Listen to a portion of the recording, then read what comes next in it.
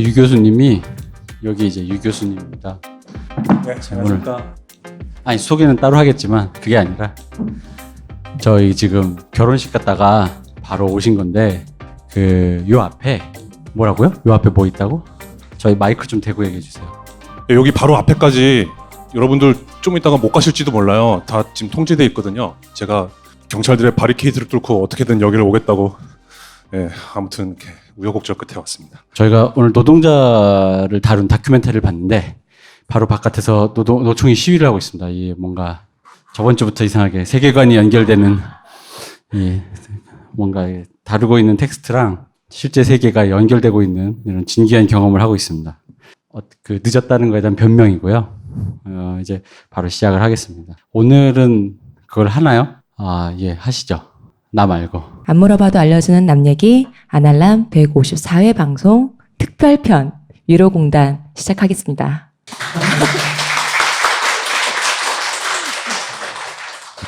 이뭉순 작가님, 감독님 뭘로 불러드려야 될까요? 오늘은 뭐 위로공단을 보셨으니까 뭐 감독이라고 불러주십니다. 그러면 안녕하십니까. 이뭉순 감독님, 네, 안녕하세요. 이뭉순입니다. 반갑습니다.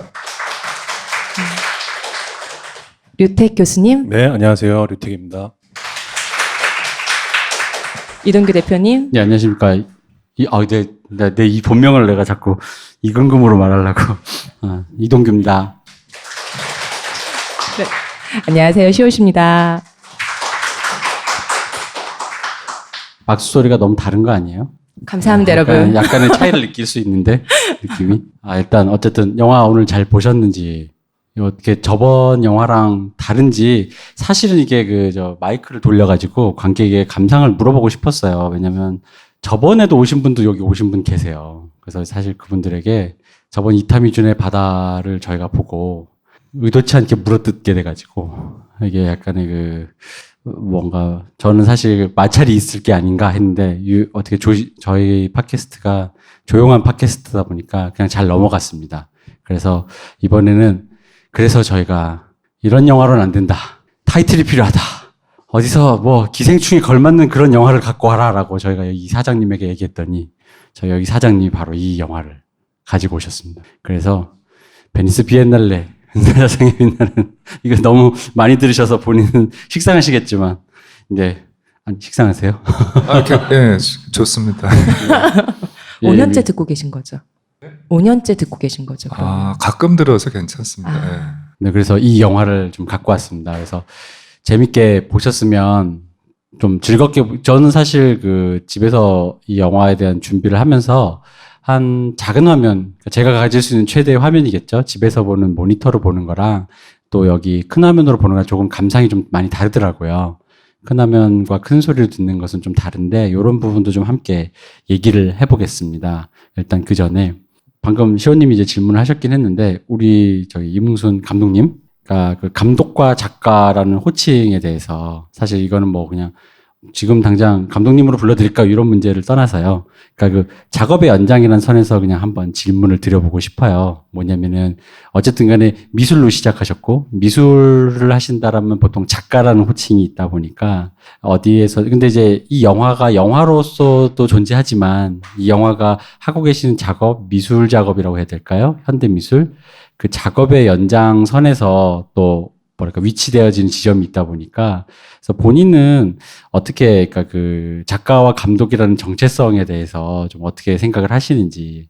일단 이 팟캐스트가 어떤 분위기인지 제가 잘 몰라가지고 저희는 농담이 반인 그러니까요. 팟캐스트입니다. 그래서 제가 항상 이 진지한 좀 작업을 하다 보니까 제가 네네. 좀 웃음과 유머가 있는데 조금 있긴 있는데 그런 것들을 좀 많이 잊어버려서 이 분위기는 좀 어떻게 제가 가야 되나라는 생각을 좀 했습니다. 근데 뭐 분위기에 맞춰서 일단은 저희가 감독님의 분위기에 맞춰야죠. 그럼 너무 하시던 좀 대로 하시면 됩니다. 너무 좀 이렇게 좀 우울해질 수도 있기 때문에 제가 마치도록 하겠습니다. 일단 지금 질문해주신 부분에 대해서 사실은 이제 일반 분들이 가장 이렇게 좀 궁금해하시는 지점이 있습니다. 근데 저는 사실 근데 이제 이게 영화다, 뭐 미술 작품이다 이렇게 생각을 하면서 이렇게 작품을 만들진 않았거든요. 그게 이제 베니스 비엔날레 전후로 해서 이제 좀 그런 생각들을 좀 했었고, 이전에는 이제 이게 뭐 그런 뭐 경계를 생각하면서 작업을 하지는 않았습니다. 근데 이제 저 같은 경우 이제 미술 작업으로 시작을 했고, 지금도 이제 작품 활동을 하고 있지만은, 기존에 알고 계시는 일종의 이제 미술 작가, 미술 작품 하면은 이제 뭐 전시장 가서 볼 수 있는 작품들 위주로 생각을 하시잖아요. 근데 이제 저는 이제 뭐 미술 작품, 그러니까 미대를 나와서 작품을 시작한 게 물론 이제 전시장에서 시작을 했지만은 전시장보다는 약간 이제 전시장 밖에서, 그러니까 일상 공간에서 뭐 일종의 시위 현장에서 좀 작품 활동을 좀 계속 해왔어요. 이렇게 같이. 그 이유는 약간 이제 제가 하는 미술이 사회 현실에 조금이라도 도움이 됐으면 좋겠다. 어떤 게 도움이 될까? 또는 뭐 어쨌든 예술의 역할은 뭘까? 이런 고민들을 계속 해왔기 때문에 뭐 실제로 도움이 되는 작업들을 하고 싶어서 일상 공간에 들어가서 이제 공공미술이라는 활동들을 좀 쭉 했습니다. 그래서 그 다음에 이제 이 영화를 만들게 된 게 이제 김민경 PD님을 만나면서 좀 더 이제 영화적인 어떤 뭐 구성이라든가 어떤 뭐 촬영할 때 상황이라든가 이런 것들이 좀 마련이 돼서 지금은 이제 뭔가 전시장, 그 다음에 일상 공간에서 하는 여러 가지 뭐 공공미술이나 커뮤니티 아트, 그 다음에 이제 영화관에서 볼 수 있는 작품, 이렇게 좀 세 가지로 크게는 좀 구분을 할 수 있어서, 그러니까 일반 미술가 분들도 이제 요새는 많이 이렇게 하지만은 조금 그런 특징들을 좀 제가 좀 많이 가지고 있는 편입니다. 그래서 그냥 뭐 흔히 저의 작품을 어디서 만났느냐, 어디서 봤느냐에 따라서 좀 다를 것 같아요. 보시는 분들이. 그래서 이제 뭐 미술관에서 보셨으면은 뭐 미술 작가로 보셨을 수도 있고, 처음 또 극장에서 처음 제 작품을 봤을 때는 이제 뭐 감독으로 불릴 수도 있는데, 뭐 예를 들어서 뭐 공공미술을 할 때는 이제 뭐 주위에서 뭐 그냥 뭐 총각이라고 할 수도 있고, 또는 선생님이라고 부르기도 하고, 뭐 학생들한테는 뭐 아저씨라고도 불리기도 해서 그냥 불려지는 거에 따라서 그냥 저의 포지션, 저의 어떤 직책 그런 거 직함을 갖지 않나. 그 제가 뭐라고 이렇게 얘기 드리지는 않습니다. 그냥 보시기에 그런 느낌들에 따라서 이렇게 불려주시면은 그렇게 그냥 불리는 게 가장 자연스러운 것 같습니다. 정체화하고 싶은 가장 큰 그런 아이덴티티는 없으신 건가요, 그러면? 원하는 어떤, 그래도 이걸로, 네네. 이것만은 이게 가장 좋겠다라는 어떤 그런 직함은 없으신 그런 건가요? 건 없습니다. 예. 그런 거 있잖아요. 내가 낸데라고 하면서 어디 가서 이렇게 당당하게 얘기할 수 있는 그런 게, 주로 영화하는 사람들은 감독이라는 호칭에 대한 그 무한한 그게 있어요. 내가 감독인데! 라는 그런 게 있거든요. 그런 류의, 그러니까 그 작가님이 생각하실 때, 나도 모르게 경찰서 같은 데 잡혀갔을 때, 소리를 지를 때 내가 뭐라고 본능적으로 얘기를 하겠느냐. 이제 요 말씀인 거죠. 내가 뭔데? 아무래도 이제 뭐 미술 작업으로 시작을 했으니까 네. 그냥 작가라고 좀 쓰게 되는 게 맞는 것 같아요. 근데 이제 예를 들어서 이제 뭐 비행기를 네. 탄다거나 이럴 때는 작가라고 쓰면은 또 뭔가 뭐 글을 쓰는 작가인지 뭐 방송 작가인지 이렇게 좀 오해할 수 있어서 그냥 그때는 이제 영화 감독으로 쓰기도 하고. 저는 제가 기대한 답은 이게 아니고, 아, 그래. 예술가 뭐 이런 거 있지 않습니까? 근데 저는 이렇게 뭔가 예술가라는 호칭이라든 감독이라고 호칭을 이렇게 먼저 부르면서 감독 누굽니다, 예술가, 미술작가 누굽니다 이렇게 부르는 게 되게 좀 부담스럽더라고요. 이게 원래 그게 멋쩍은 건데, 네. 그럼에도 불구하고 그거를, 저건 저렇게, 자기를 저렇게 부르는 건 좀 부끄럽지 않나 하는데도, 그렇죠. 네. 그런 분들 많아요. 그래서 뭘로 정체하시나 그래가지고 이제 그게 궁금했습니다. 저희가 그래서 그럼 요거에서 하나 더 연결해서 이게 이제 베니스 비엔날레 상을 탔는데 일단 뭐 이거 이게 많이 들으신 질문이겠지만 이제 하나씩 관객들 여러분들 이 작품을 처음 만나신 분들도 계시니까 차근차근 좀 풀어보려고 합니다. 이 베니스 비엔날레라는 것이 미술계에서 갖는 위상에 대해서 조금 설명을 해주세요. 좀 생소하신 분들도 계시거든요. 맞습니다. 뭐 사실은 비엔날레라는 말이 처음 나온 게 이제 광주 비엔날레거든요. 한국에서는. 네. 그 다음에 이제 여러 곳에서 뭐 도자기 비엔날레라든가 뭐 유리 공예 비엔날레라든가 뭐 사진 비엔날레라든가 이런 거로 계속 나왔는데, 이 비엔날레라는 말이 처음 생긴 게 이제 베니스 비엔날레거든요.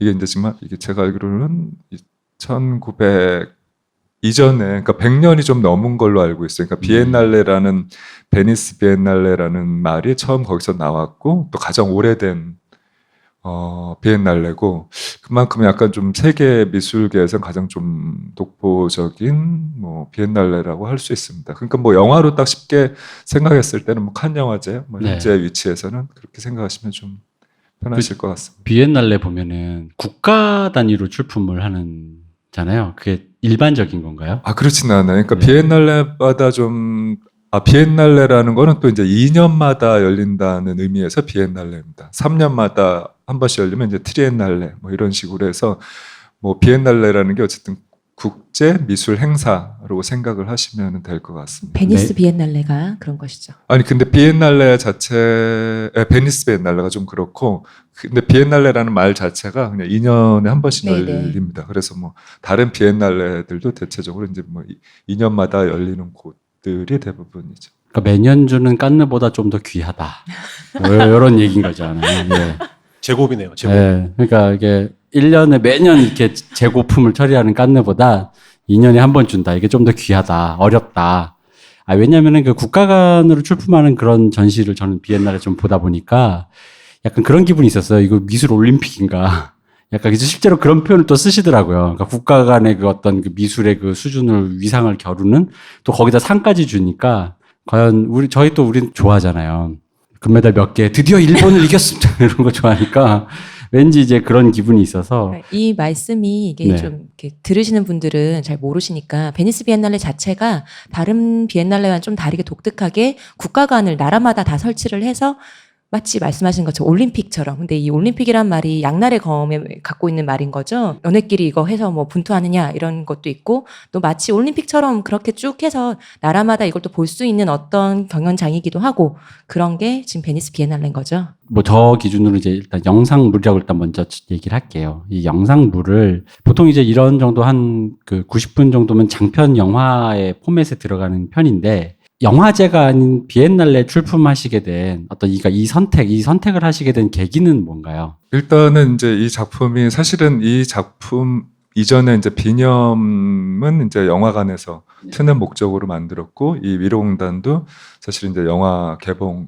영화제에서 틀기 위한 영화용으로 만든 거였어요. 근데 그 총감독이 베니스 비엔날레 총감독 오쿠이 총감독이 와서 이제 한국 작가들 미팅을 했고 저도 이제 좀 그 안에서 이제 미팅을 했습니다.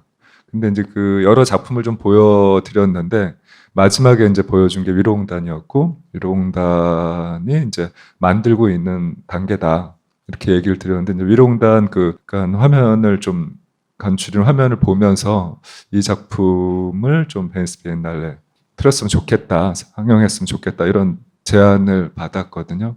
근데 이제 이게 그 베니스 비엔날레 전에 영화제에서 상영이 결정돼 있어가지고 부산 영화제에서 틀기로 했었거든요. 그해 10월 달에. 그래서 괜찮겠냐 했더니 이거는 상관없다. 영화제는 상관이 없다. 그러니까 미술제에 처음 틀면 된다. 이렇게 해서 이제 결정을 하고 또 이제 그렇게 이제 베니스 비엔날레 초청하고 이제 전시가 됐었죠. 근데 다른 분들이 이제 의아하게 좀 생각하시는 분들이 좀 많을 것 같아요. 그러니까 영화가 어떻게 뭐 미술제 좀 장편의 긴 영화가 틀 수 있냐 하는데 기본적으로 그런 비엔날레들을 보면 시간에 구애받지 않거든요. 그러니까 이게 이제 어떤 가치가 있느냐, 또 어떤 누가 만들었냐, 그리고 이게 어떤 뭐 예술적인 의미라든가 이런 것들에 따라서 다르기 때문에 시간은 그렇게 중요하진 않습니다. 비엔날레에서. 감독님이 지금 보시면은 되게 뭔가 이렇게 눈빛이 촉촉하시고 그래가지고 제가 원하는 답을 계속 안 내놓고 계세요. 왜냐면 저는 사실 이런 대답을 했죠. 한국 영화계가 나를 외면해서 그냥 한국 영화인 나부랭이들이 영화인 나부랭이들이 배타적이어서 가치도 못 알아보겠는데 서구에 훌륭한 이 아티스트들이 내 가치를 알아줬다. 반성해라 영화인들아 이런 얘기할 줄 알았는데 갑자기 그냥 너무 이렇게 온순하고 평화롭게 말씀을 하셔서 제가 원하는 답이 계속 안 나오고 계세요. 저희 분위기에 맞춰주셨으면 합니다. 아까 노력해 보겠습니다. 그런 저희 분위기가 그런 분위기이기 때문에. 근데 말씀 듣고 보니까 네. 제 생각에 영화계에서 그 영화제에서 보통 이렇게 월드 프리미어를 원할 때가 있거든요. 전 세계에서 가장 먼저 개봉하는 걸 조건으로 우리 영화제에 출품한다. 이제 그게 월드 프리미어인데 말씀하신 것처럼 비엔날레에서는 영화제에 먼저 나가는 건 상관없어. 미술계 쪽에서 제일 먼저면 돼라고 말씀하셨다고 그랬잖아요. 근데 아마 영화계에선 제 생각에는 비엔날레까지 포함한 월드 프리미어일 것 같아요. 뭐 규정을 찾아봐야 알겠지만, 아무튼, 첫 번째 개봉이어야 된다, 우리 영화제가.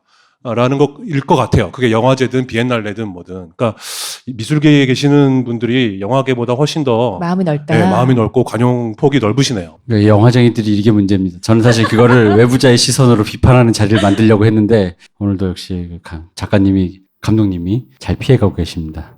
나는 쓸데없는 분쟁이 싫다. 지금 이제 이런 포지션인데 다시 또 다른 지점을 이제 여쭤볼게요. 그러면 어쨌든 간에 이제 이것은 영화라는 포지션에도 속하지만 현대미술이라는 그런 장르의 카테고리에도 속한다고 생각하는데, 그럼 이제 저도 이제 종종 봅니다. 현대미술에서 영상 작업을 하시는 분들이 많은데, 그러니까 현대미술에서 영상 작업을 한다라는 것은 어떤 것인가?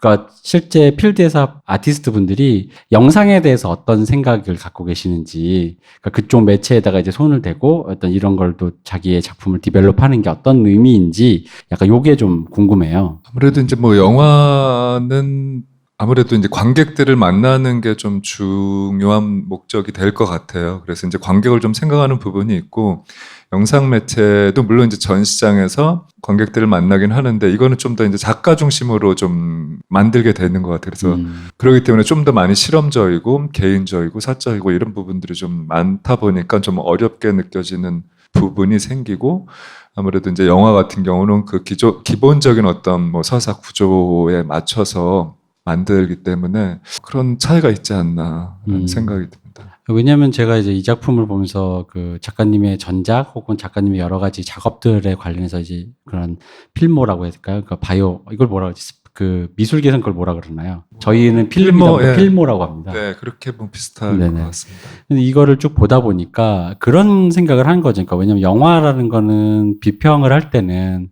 영화 자체를 닫혀진 텍스트를 그거 한 편 갖고 딱 얘기를 하는 거거든요. 그 다음에 이제 나아가서 이 작가가 이제 뭘 좀 이렇게 추구했느냐 이런 얘기를 하고 싶은 건데, 이 작품을 추구하시는 이 전체, 그러니까 이걸 콜렉션이라고 해야 될까요? 작가가 지금 되게 추구해왔던 것들, 이 영화만 놓고 말하기에는 제가 약간 머뭇거리는 지점이 있는 거예요. 네, 현대미술에서는, 왜냐면 지금 여기도 보시면 전시를 할 땐 작품 하나만 거는 건 아니다 보니까, 그럼 이 영화가 본인의 전시나 그런 거에서 이 여러 가지 작품들 중에 하나로 위치했을 때의 의미와, 보통 영화 관객들이 영화를 볼 때는 그 극장에서 그 영화 단 한 편, 지금 같은 감상 행위를 할 때 느낌은 좀 다를 거라고 생각하거든요. 그러다 보니까 아마 그럼 여기저기에서 이게 관객들을 마주쳤을 때 어떤 느낌을 받으셨는지, 그리고 저희가 혹시 놓치고 있거나 혹은 이렇게 읽어줬으면 좋겠다라는 지점이, 그러니까 이렇게 봤으면 좋겠다라는 게 있으신지 좀 궁금해요. 뭐 그런 거는 꼭 없습니다. 예. 그리고 뭐 다른 거보다 사실은 이전 질문에 이어서 좀 더 얘기를 드리자면, 아무래도 이제 좀 어렵다고 생각을 하기 때문에 미술관에 갈 때는 좀 더 어렵다는 느낌을 가지고 가고, 영화는 사실 그렇지는 않잖아요. 네. 근데 이제 또 왜 그러냐면, 사실은 지금 얘기하신 대로 이 미술 작품, 영상물 같은 경우는 전시장이라는 공간에서 틀기 때문에 이 공간이 주는 또 느낌이 굉장히 또 다르거든요. 그러니까 극장을 가면은 이 스크린에만 몰입할 수 있지만은, 전시장을 가면은 이 스크린 외적인 부분들, 이 작품에 있는 이 공간들을 움직이면서 또 보게 되고 하기 때문에 좀 더 입체적으로, 또는 지금 말씀하신 대로 이 영상물에 있는 얘기 말고의 어떤 내적인 부분들, 이 안에 있는 그런 부분들을 좀 더 많이 고민을 하고 생각하기 때문에 좀 다르지 않을까라는 생각이 듭니다. 예, 그렇습니다. 그 갤러리 같은 곳에서 전시가 됐을 때 이 작품이 저 베니스에서 전시장에서 영화제는 어쨌든 그 티켓팅을 하고 정해진 그 섹션에 그 시간에 가잖아요. 그런 식으로 무슨 어디 전시관에 몇 시에 가야 이걸 튼다고 되는 건지, 아니면 언제라도 가면 이게 계속해서 24시간 돌고 있는 건지. 근데 작품마다 다르고 뭐 그 전시마다 다르긴 하거든요. 그래서 시간을 정해놓고 틀기도 하고, 저 같은 경우는 그냥 계속 루핑되게 그냥 돌아가는, 어느 때 들어가도 상관없이 그냥 상영을 했습니다. 그리고 이제 베니스 같은 경우는 베니스 비엔날레 상영할 때는 이 극장에서 했을 때하고 느낌도 많이 다르거든요. 그러니까 물론 다른 작품하고 같이 있는 부분도 있고 그 건물 자체가 뭐 우리로 치면 이제 근대 건축물이에요. 오래된 근대 건축물이라서 그 위로공단하고 이 건축물의 어떤 이 외벽하고 굉장히 좀 잘 맞았거든요. 그래서 그 비엔날레 측에서는 이제 가벽을 보통 이런 식으로 이제 깨끗하게 치고 하는데 저 같은 경우는 가벽보다는 이 건축물하고 굉장히 잘 어울릴 것 같아서 건축물을 그러니까 가벽을 안 치고 이 건축물을 그대로 좀 보이게 하면서 좀 상영을 했습니다. 그래서 아마 이 안에 비춰지는 어떤 뭐 영화 속의 어떤 풍경들, 건물들, 사람들하고 이 외벽하고도 좀 어우러지는 게 있어서 아마 극장하고는 또 다른 느낌을 받으셨을 거라고 생각을 합니다. 저 아까 하는 거에 약간 비슷한 질문인데요. 이 위로공단이라는 작품이 그 위상을 생각해 보면 이게 일종의 역수입된 기분이 좀 있어요. 그러니까 국내에서 화제가 됐어, 외국에 가서 상을 탔다라는 느낌보다는 이런 작품이 있는 줄 몰랐는데 외국에서 굉장히 큰 상을 받았다 하면서 이렇게 우리에게 역수입되었다라고 보여지는데 그러다 보니까 이 위상이 되게 높아졌어요. 우리나라 사람들이 또 그렇게 좋아하잖아요. 그런데 그러다 보니까 그 감독님의 그 위상의 변화, 본인의 위치의 변화 혹은 본인이 작업하실 때 어떤 그런 것들이 뭐가 변화된 게 있는지 궁금합니다. 수상 후에 그렇죠. 수상 후에 이 작품이 수상 후에 알려지고 어쨌든 공개가 되었을 때. 근데 이제 뭐 지금 만드는 작품들에 출연하시는 분들의 심정하고 상황하고 좀 비슷한 느낌을 받거든요. 그러니까 이 출연해 주셨던 분들도 대부분 뭐 우리가 알기에는 뭐 말을 잘 하시고 하기 때문에 앞장서서 또는 앞서서 얘기한다고 생각을 하지만은 직접 만나서 이야기를 듣고 그 상황들을 이렇게 좀 보면은 이렇게 나설 수밖에 없기 때문에 자기가 나설 수밖에 없기 때문에 아무도 안 나서기 때문에 얘기를 안 하기 때문에 얘기해 주시는 분들이 많거든요. 그래서 어떻게 보면 용기 내서 앞장서서 하시는 건데 저도 사실은 이제 이렇게 앞에 나가서 막 얘기를 하거나 이렇게 뭔가 알려지거나 이런 거에 대한 부담스러움이 많거든요. 네. 어쨌든 그런 상황이 됐고 어쨌든 제가 또 할 수밖에 없는 역할이 있다고 생각을 좀 더 하게 됐습니다. 그래서 좀 더 뭐 그냥 뭐 책임감이 더 생기는 부분도 있고 그렇습니다. 아, 역시 대답한 예상된 질문이 누가 의전 차량을 보내더라라든가 정치인이 만나자고 하다든가 뭐 이런 얘기는 전혀 안 하시고 이게 혹은 이제 경제적으로 어떤 변화가 있었다는 네, 그죠. 그런 거죠. 외제차를 뽑았다든가 이런 얘기를 그런 걸 원하는데 듣고 싶으신 거잖아요. 네, 그렇죠. 저는 그런 걸 걸 갑자기 네, 모른 척 알지. 나를 아는 척도 안 하던 되게 유명한 뭐 영화 감독이나 교수가 갑자기 아는 친한 척하면서 뭐 이런 류의 얘기를 듣고 싶었는데 너무 이렇게 제가 그 부분에 대한 컨텍스트는 제가 채우는 걸로 하겠습니다. 근데 이제 네. 뭐 경제적인 부분은 좀 뭐 비슷한데 아무래도 이제 국내에서 상영을 할 때는 뭐 많은 정치인분들을 만나기도 했죠. 뭐 문재인 대통령 후보자 시절이었는데 이제 그때도 이제 뭐 VIP실에 오셔서 보시고 뭐 박원순 서울시장 분도 오셔서 뭐 보고 이렇게 계속 정치인들을 좀 많이 뵙긴 네. 했습니다. 저는 그러면 이 위로공단의 이 수상 이후에 비슷하게 원래는 지금도 계속해서 미술 작품을 하고 계시고 그럼에도 불구하고 위로공단 이후로는 감독으로만 더 많이 호명이 되실 텐데 그거에 대한 부담은 없으세요? 아니, 그렇진 않습니다. 네, 미술 쪽에 워낙 이제 오래 해왔기 때문에 뭐 20년 가까이 해왔기 때문에 어쨌든 미술 쪽에서도 많이 이제 뭐 불려지기도 하고.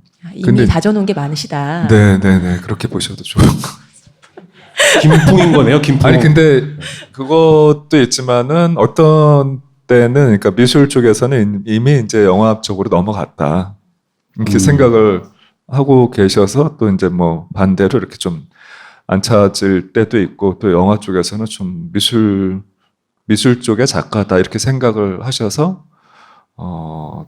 네, 양쪽 그런 진영에서 식으로, 비토를 한다. 네, 그럴 때가 있었어요. 이런 슬픈 일이 양쪽 그래서 진영에서. 그러면은 또 궁금한 게 제가 예전에 원로 화가분을 한번 뵈서 얘기를 좀 나눈 적이 있는데 그분께 여쭤본 적이 있어요. 사진은 그러면 어떻게 생각을 하시느냐. 근데 지금 우리 이문순 감독님께서 원래 작가 미술 작품 하시고 또 사진 작업도 하시고 다음에 또 영화 작업도 하시고 계시잖아요. 근데 그 원로 화가분께서 우리는 사진은 좀 안 쳐준다 이렇게 말씀을 하셨었거든요. 그 아무래도 찍는 것과 좀 다르게 좀 미술 회화 쪽보다는 좀 한 급 아래지 이런 뉘앙스의 말씀을 하셨었거든요. 있었거든요. 아, 꼰대. 그렇다면 실명을 밝혀주세요. 그런 얘기는. 안 됩니다. 박제해놓게. 그렇다면 그래서 그것 때문에 뭔가 느끼는 미술계에서 뭔가 이렇게 좀 아까 말씀하신 것처럼 좀 더 배관시해서 보는 경향이 있다거나 아니면 그것 때문에 뭔가 좀 부담스러운 게 있다거나 그렇지는 않으세요? 네, 그렇지는 않습니다. 아 역시 다 좋은 게 많다. 자, 그럼 영화 이제 조금 이제 제작 관련된 이 영화로 조금 더 들어가 보면 처음 이제 아무래도 이 질문도 제일 많이 받으셨겠죠. 그러니까 왜 이 소재인가? 왜 이거를 소재로 하셨는가를 좀 듣고 싶어요.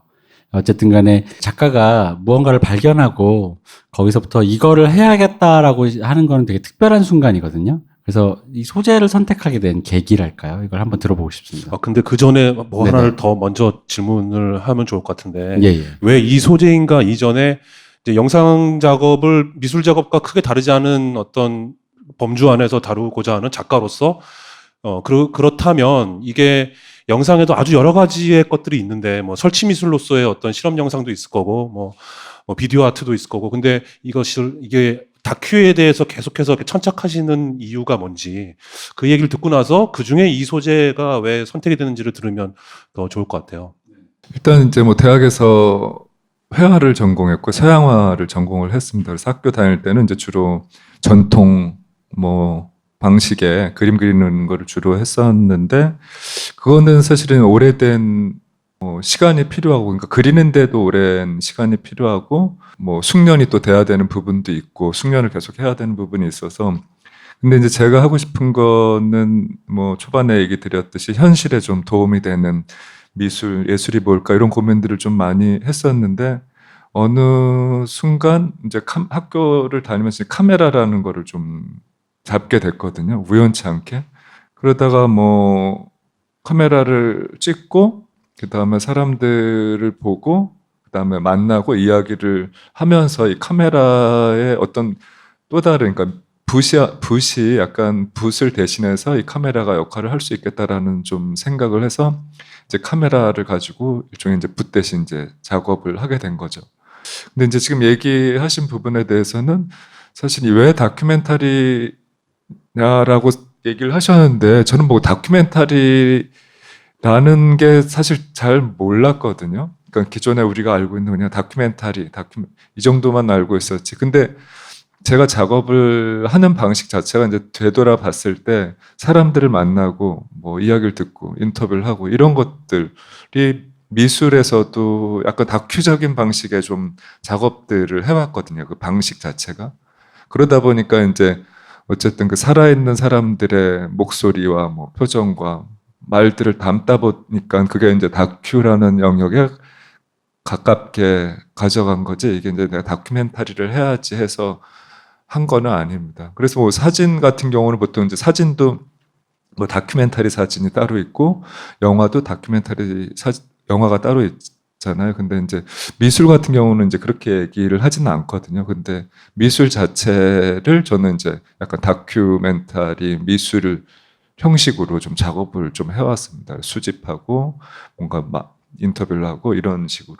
그게 이제 자연스럽게 사실은 현재 어떤 다큐멘터리 형식에 가깝게 좀 간 것으로 보시면 이해하기 쉬울 것 같습니다. 그러면은 이제 왜 이 소재를 하셨는지. 그래서 이제 카메라의 어떤 굉장히 좀 대중성이라든가 또는 뭐 예술의 어떤 뭐 그런 대중성 같은 거를 카메라에서 좀 느끼게 됐어요. 그래서 카메라로 뭘 할 수 있을까 고민을 했었고, 물론 이제 내가 찍는 것도 있지만은 그 말을 하지 못하는 분들, 자기 표현에 좀 약하신 분들, 이런 분들한테 카메라를 드리고 자기가 표현할 수 있게 하는 것도 굉장히 중요할 것 같다. 그래서 어떤 매개자로서의 어떤 예술가 역할에 좀 고민했고, 그런 고민을 하다가 어쨌든 그 당시에 제가 이제 98년부터 작업을 시작을 했거든요.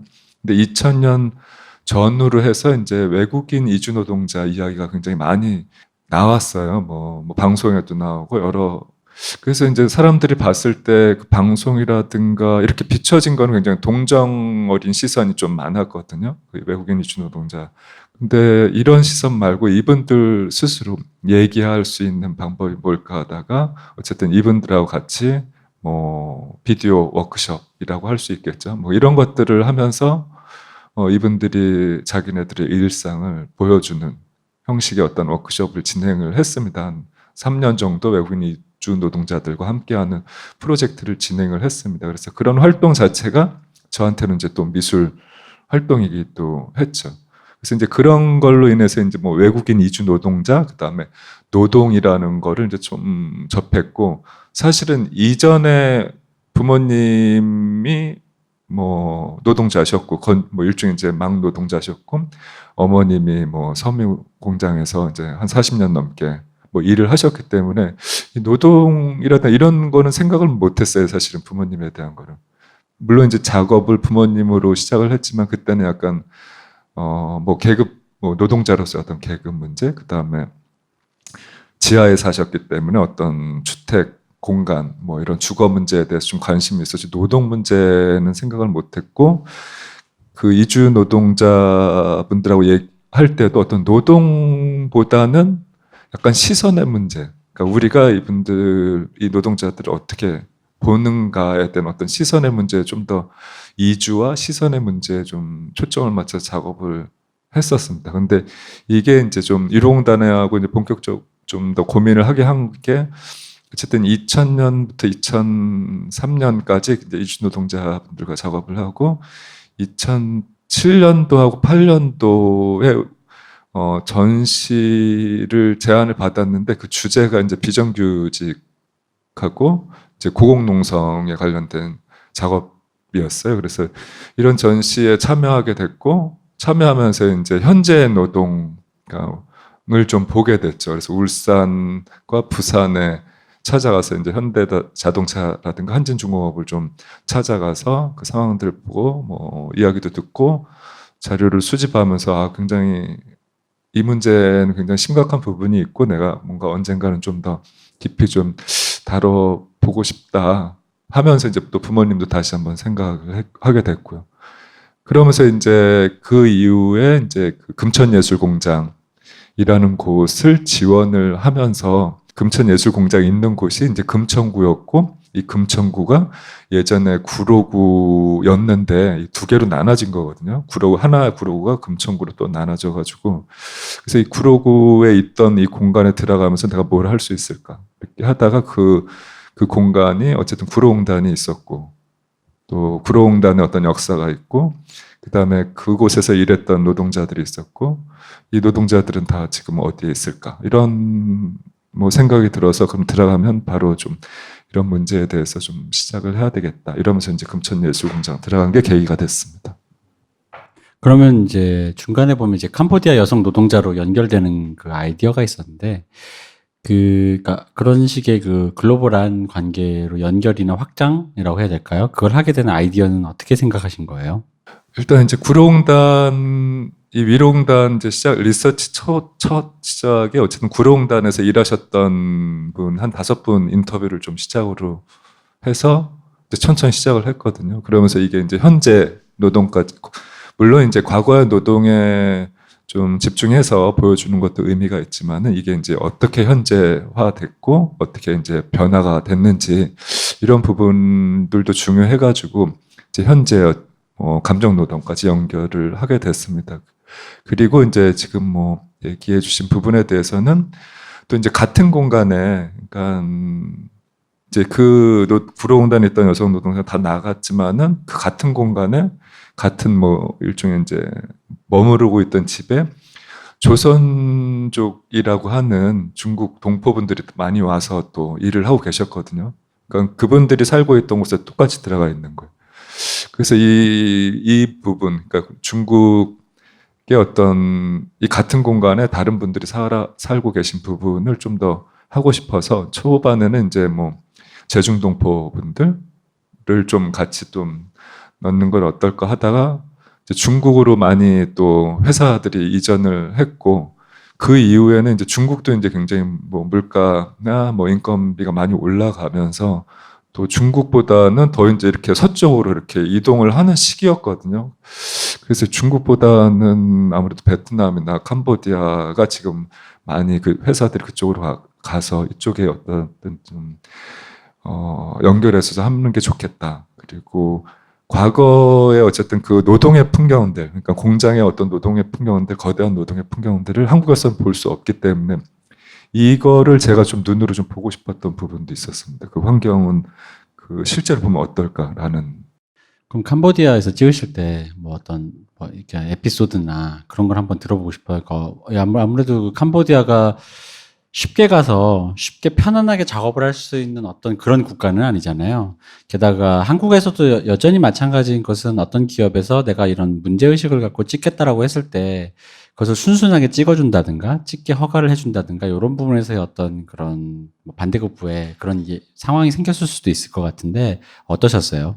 일단 이제 그 캄보디아 유혈 사태가 있고 난 다음에 그 시기가 정확히 기억이 나지 않네. 그 잊고 들어간 것 같아요. 그 1월 달에 2014년, 13년인가? 그때 그 이후에 이제 캄보디아를 가게 됐고, 근데 이제 여러 공장들을 섭외를 했는데 아무래도 그런 일이 있어서 촬영하기가 쉽지가 않았거든요. 물론 이제 이 한국 내에서도 뭐 노동 관련 뭐 다큐멘터리라든가 뭐 방송이라든가 이런 걸 한다고 하면은 사실은 다 거의 100% 거부하게 됩니다. 그래서 어려운 부분이 있었는데 제가 이제 섭외한 곳은 물론 이제 아는 분들을 통해서 한 부분이 있고 그리고 이제 그 대만 기업 하나하고 한국 기업 한 곳이었거든요. 그 촬영된 장소가. 근데 이제 뭐 솔직히 말씀드렸고 근데 이 두 곳이 가장 그 환경이 좋은 공장 중에 두 곳이었어요. 그래서 그 현지에서 그나마 대우가 네, 좋은. 네. 예. 그래서 이제 좀 뭐 크게 뭐 상관없다고 생각을 하셨고, 그러니까 뭐 대만 기업 같은 경우 어쨌든 그쪽에 노동조합, 캄보디아 노동조합의 협조를 얻어서 뭐 좀 촬영을 했기 때문에 좀 가능했고, 뭐 한국 기업 같은 경우 반대인가? 한국 기업을 그렇게 이제 캄보디아 노조 통해서 했고, 또 이제 대만 기업은 이제 다른 좀 지인을 통해서 이제 좀 촬영을 하게 됐습니다. 저는 이제 뭐 한국의 노동자 얘기 나올 때 당연히 이제 여기에는 되게 유명한 사건이라고 해야 될까요? 뭐 여러 가지가 다 유명하다고는 하지만 아무래도 뭐 YH 사건, 그 동일방직 사건, 그리고 이제 김진숙 씨로 연결되는 거기다가 이제 한진중공업이죠. 그리고 그 다음에 그 항공기 승무원, 그리고 까르푸 홈에버라는 이제 그런 분들인데 저는 좀 재밌었던 게 감독님이 그러니까 이 인터뷰라는 건 우리가 분명히 거기서 선택하신 부분 말고 더 많은 걸 하셨을 것 같은데 거기서 그 부분들을 선택하시게 된 계기 같은 어떤 편집점이 뭔가 좀 저는 보다 좀 묘하다고 생각했어요. 약간 유쾌하다고 할까? 유쾌하고 유머스러운 지점이 있다라고 생각했어요. 예를 들면은 특히 그분 제가 성함을 지금 까먹었어요. 네. 이렇게 막 유쾌하게 막 남 얘기인 것처럼 엄청 막 즐겁게 얘기를 하세요. 이게 마치 진짜 내가 그때 겪었던 일이 아니라 무슨 들었던 되게 재미난 얘기인 것처럼 막 유쾌하시고 그리고 다른 분들이 얘기하시는 것들도 약간 그런 기분이 있어요. 특히 그 까르푸 홈에버에서 이랜드 기독교 뭐 얘기로 이제 연결하시는데 그분이 분명히 다른 얘기도 더 많이 하셨을 건데 유독 기독교 하시는 분들이 너무 잘 됐다 이렇게 얘기하는 그 부분을 꼭 집어서 이렇게 거기에만 이제 편집점을 놓으셨다는 게 전반적으로 미묘한 유머 포인트라고 해야 될까? 이게 그분들에게 유머라고 하는 게 이게 어떤 느낌이 들지 신뢰가 될지 안 될지 몰라서 좀 말씀드리기가 조심스러운데 유쾌하다, 유머러스하다 혹은 그러니까 왜냐하면 이제 노동자를 다루는 다큐라는 것에 대한 어떤 선입견은 분명히 있어요. 흔히 말하는 이제 마지막에 이제 김진숙 씨가 보여줬던 그런 형식이 보통 일반적이잖아요. 처절하고 눈물겹고 감동을 줘야 될 것 같고 우울하다라는 거. 근데 그런 부분에서 봤을 때 왜 하필 그런 지점들이 여러 가지가 있었을 텐데도 그런 의미의 그러니까 제가 지금 제대로 본 게 맞는지 모르는데 저는 좀 그렇게 느껴졌거든요. 약간 이 부분들을 삶이 좀 그런 느낌이 있다. 어떤 기준으로 그렇게 하신 건가요? 제가 계속 네. 저만 얘기를 하는 것보다 이렇게 두 분도 얘기를 저희가 찍은 게 아니라 같고요. 근데 뭐 삶 자체도 그렇고 이 희비극이 굉장히 있고 어떤 사건을 두고서라도 이분들을 또 인터뷰할 때도 굉장히 뭐 어떤 현실적인 어려움을 토로하시기도 했지만 즐겁고 유쾌한 부분도 있거든요. 굉장히 뭐 힘이 나고 하는 부분도 있고 또 저희 어머님 분 같은 경우 인터뷰를 뭐 촬영 인터뷰 한 3회를 했는데 너무 이렇게 밝고 명랑해서 그냥 뺀 거거든요. 저희 네. 어머니 이 영화하고 좀 안 맞아가지고 죄송하게도.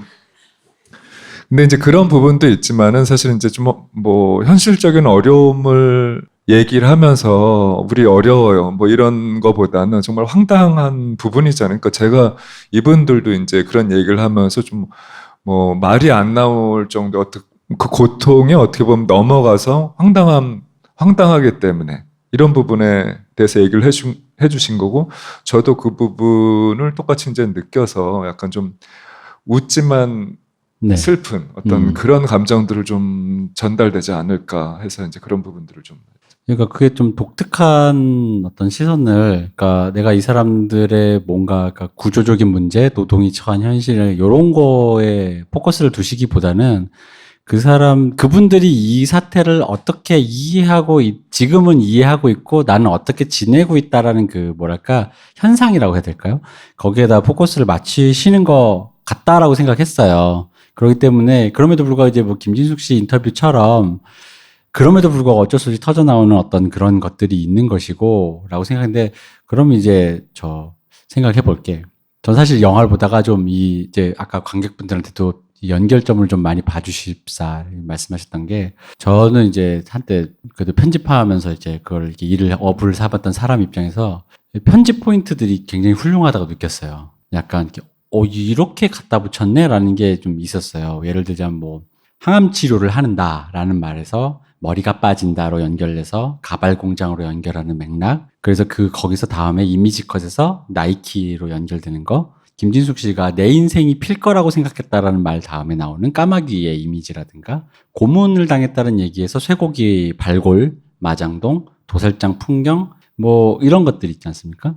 그런 것들의 그 연결점이 이제 굉장히 이제 좀 멋있다고 생각했어요. 좀 멋있고, 그래서 궁금한 게, 이 편집을 하시는 분을 성함을 보면 이항민 씨라고 계시는데, 그러니까 그러니까 뭐 이건 사실 영화하는 감독님들한테도 이런 지부에서 보통 영화과 학생들이 하는 질문이에요. 영화 잘 봤고요. 편집자.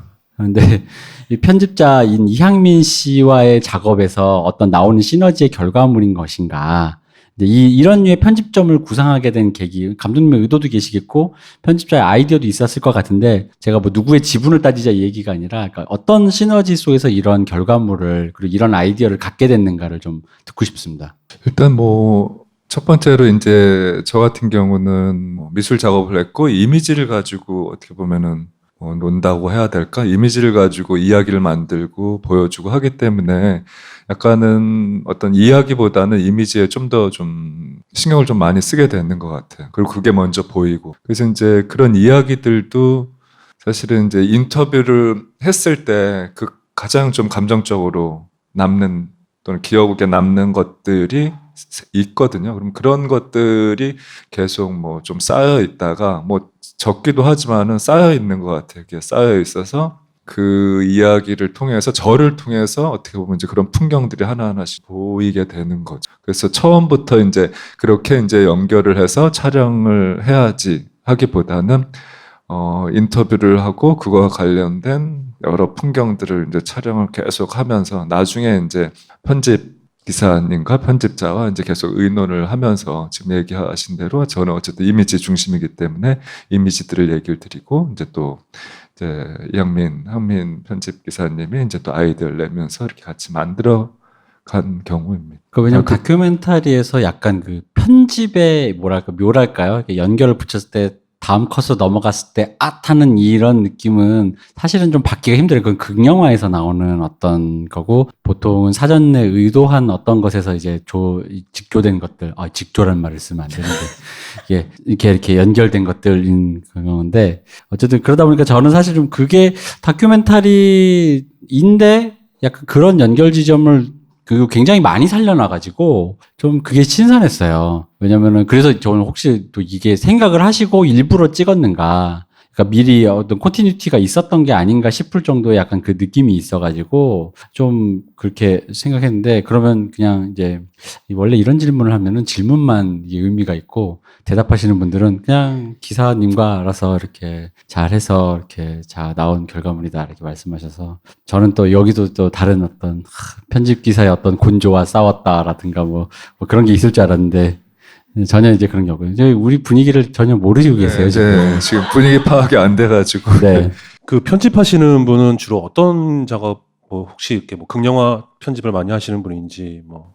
극영화도 하시는 것 같고요. 제 그 이후에 이제 위롱단 이후에 이제 제 작품들을 좀 많이 하시고 극영화도 하고 뭐 다큐멘터리도 하시고 다양하게 좀 네. 하고 계십니다. 네. 아니, 제가 이제 이 질문을 왜 드리냐면 이제 이 대표 질문과 연관되기도 하고 뭐 이제 그렇게 해서 질문을 드리는 건 저도 이제 궁금했던 게 있거든요. 이제 엔딩 스크롤 이렇게 올라가는 걸 보니까 저는 이제 어디서 무슨 영화를 보든 그 뭐 다큐멘터리든 뭐든 혹은 요즘은 드라마도 그러는데 워낙에 이제 인력이 자유롭게 움직이니까 제가 아는 사람 이름이 있나 이렇게 끝까지 한번 보거든요. 예. 근데 이 작품도 이제 그렇게 봤어요. 근데 봤더니 촬영 조명팀이 아는 사람이 엄청 많은 거예요. 뭐 꼭 누구라고 찝지 않아도 되게 많은 분들이 제가 아주 잘 알고 있거나 어떤 분인지 이렇게 알고 있거나 개인적 친분이 없더라도 뭐 그런 분들이 굉장히 많더라고요. 촬영 조명팀에. 그래서 제가 들었던 궁금증이 첫 번째는 그 사람들이 일을 잘 하던가요? 다큐로? 그게 왜 그러냐면 이 극영화에 익숙한 사람이 다큐를 잘 찍는 게 굉장히 어려운 일이거든요. 그 호흡도 완전히 다르고. 근데 아마 지금 뭐 말씀하신 분들은 약간 이제 뭐 퍼포먼스나 극적인 부분 찍을 때 함께 해주신 분들이 이렇게 그러니까 이게 뭐 촬영의 어떤 형식이라든가 방식이 굉장히 다양하거든요. 다양했고 그리고 이제 뭐 카메라 같은 경우도 10개의 기종을 썼어요. 네네. 네. 그렇기 때문에 이제 아마 그런 분들은 극영화 찍으신 분들은 보통 이제 그 카트 세트장에서 그러니까 그 세트장에서 촬영하는 장면이 있었거든요. 그러니까 네네. 그런 부분에 영화 대해서 카트 말씀하시는 거죠? 네. 구지영 감독의.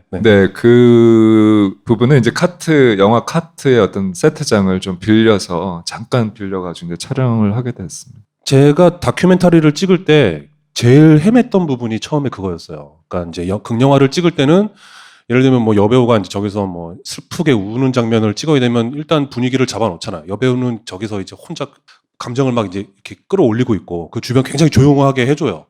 옆에서 떠들면 야 나가서 떠들어 하고 쫓아내고 그리고 이제 조명도 굉장히 어둑어둑하게 만들어 온단 말이죠. 그 토레매너를 만들어 놓고 달리도 이렇게 깔아가지고 촥 천천히 카메라 들어갈 수 있게 해놓고 찍기 때문에 저는 하나도 안 슬퍼요. 왜냐 내가 그걸 다 만들어 놓은 거니까 그렇잖아요. 자 슛 들어갈까요? 자 네 됐습니다. 그러면 자 감독님 슛 들어가시죠. 들어간단 말이죠. 그러니까 하나도 안 슬퍼요 사실 저는.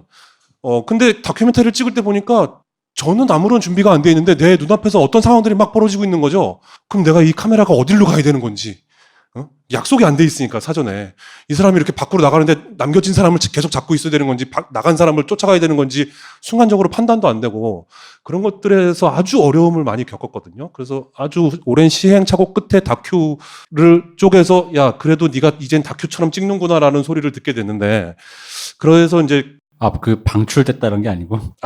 방출 위기 끝에. 오랜 시기 끝에 넌 안 되겠다는 아니요, 방출 위기 끝에 가까스로 그쪽에서 막내 자리를 이렇게 옮겨줬다는 거죠. 5선발을. 근데 아무튼, 그래서 지난번 이타미 준도 그렇고 다큐 감독님들이 과감하게 극영화 기술 스텝들을 선택할 때 그런 리스크를 안고 선택을 하는 건데.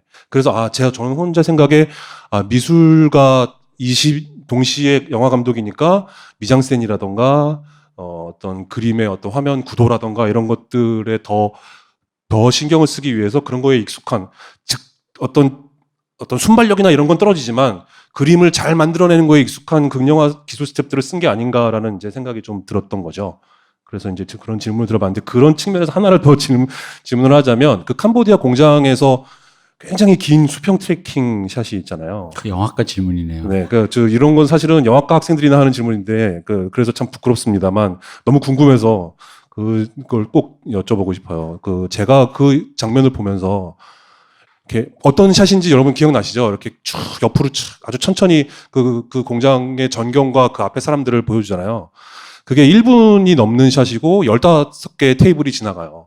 그리고 13명의 사람들이 그 앞에 앉아 있거든요. 이렇게 두 사람은 화장실을 갔나 봐요. 테이블에 없는 거 보니까.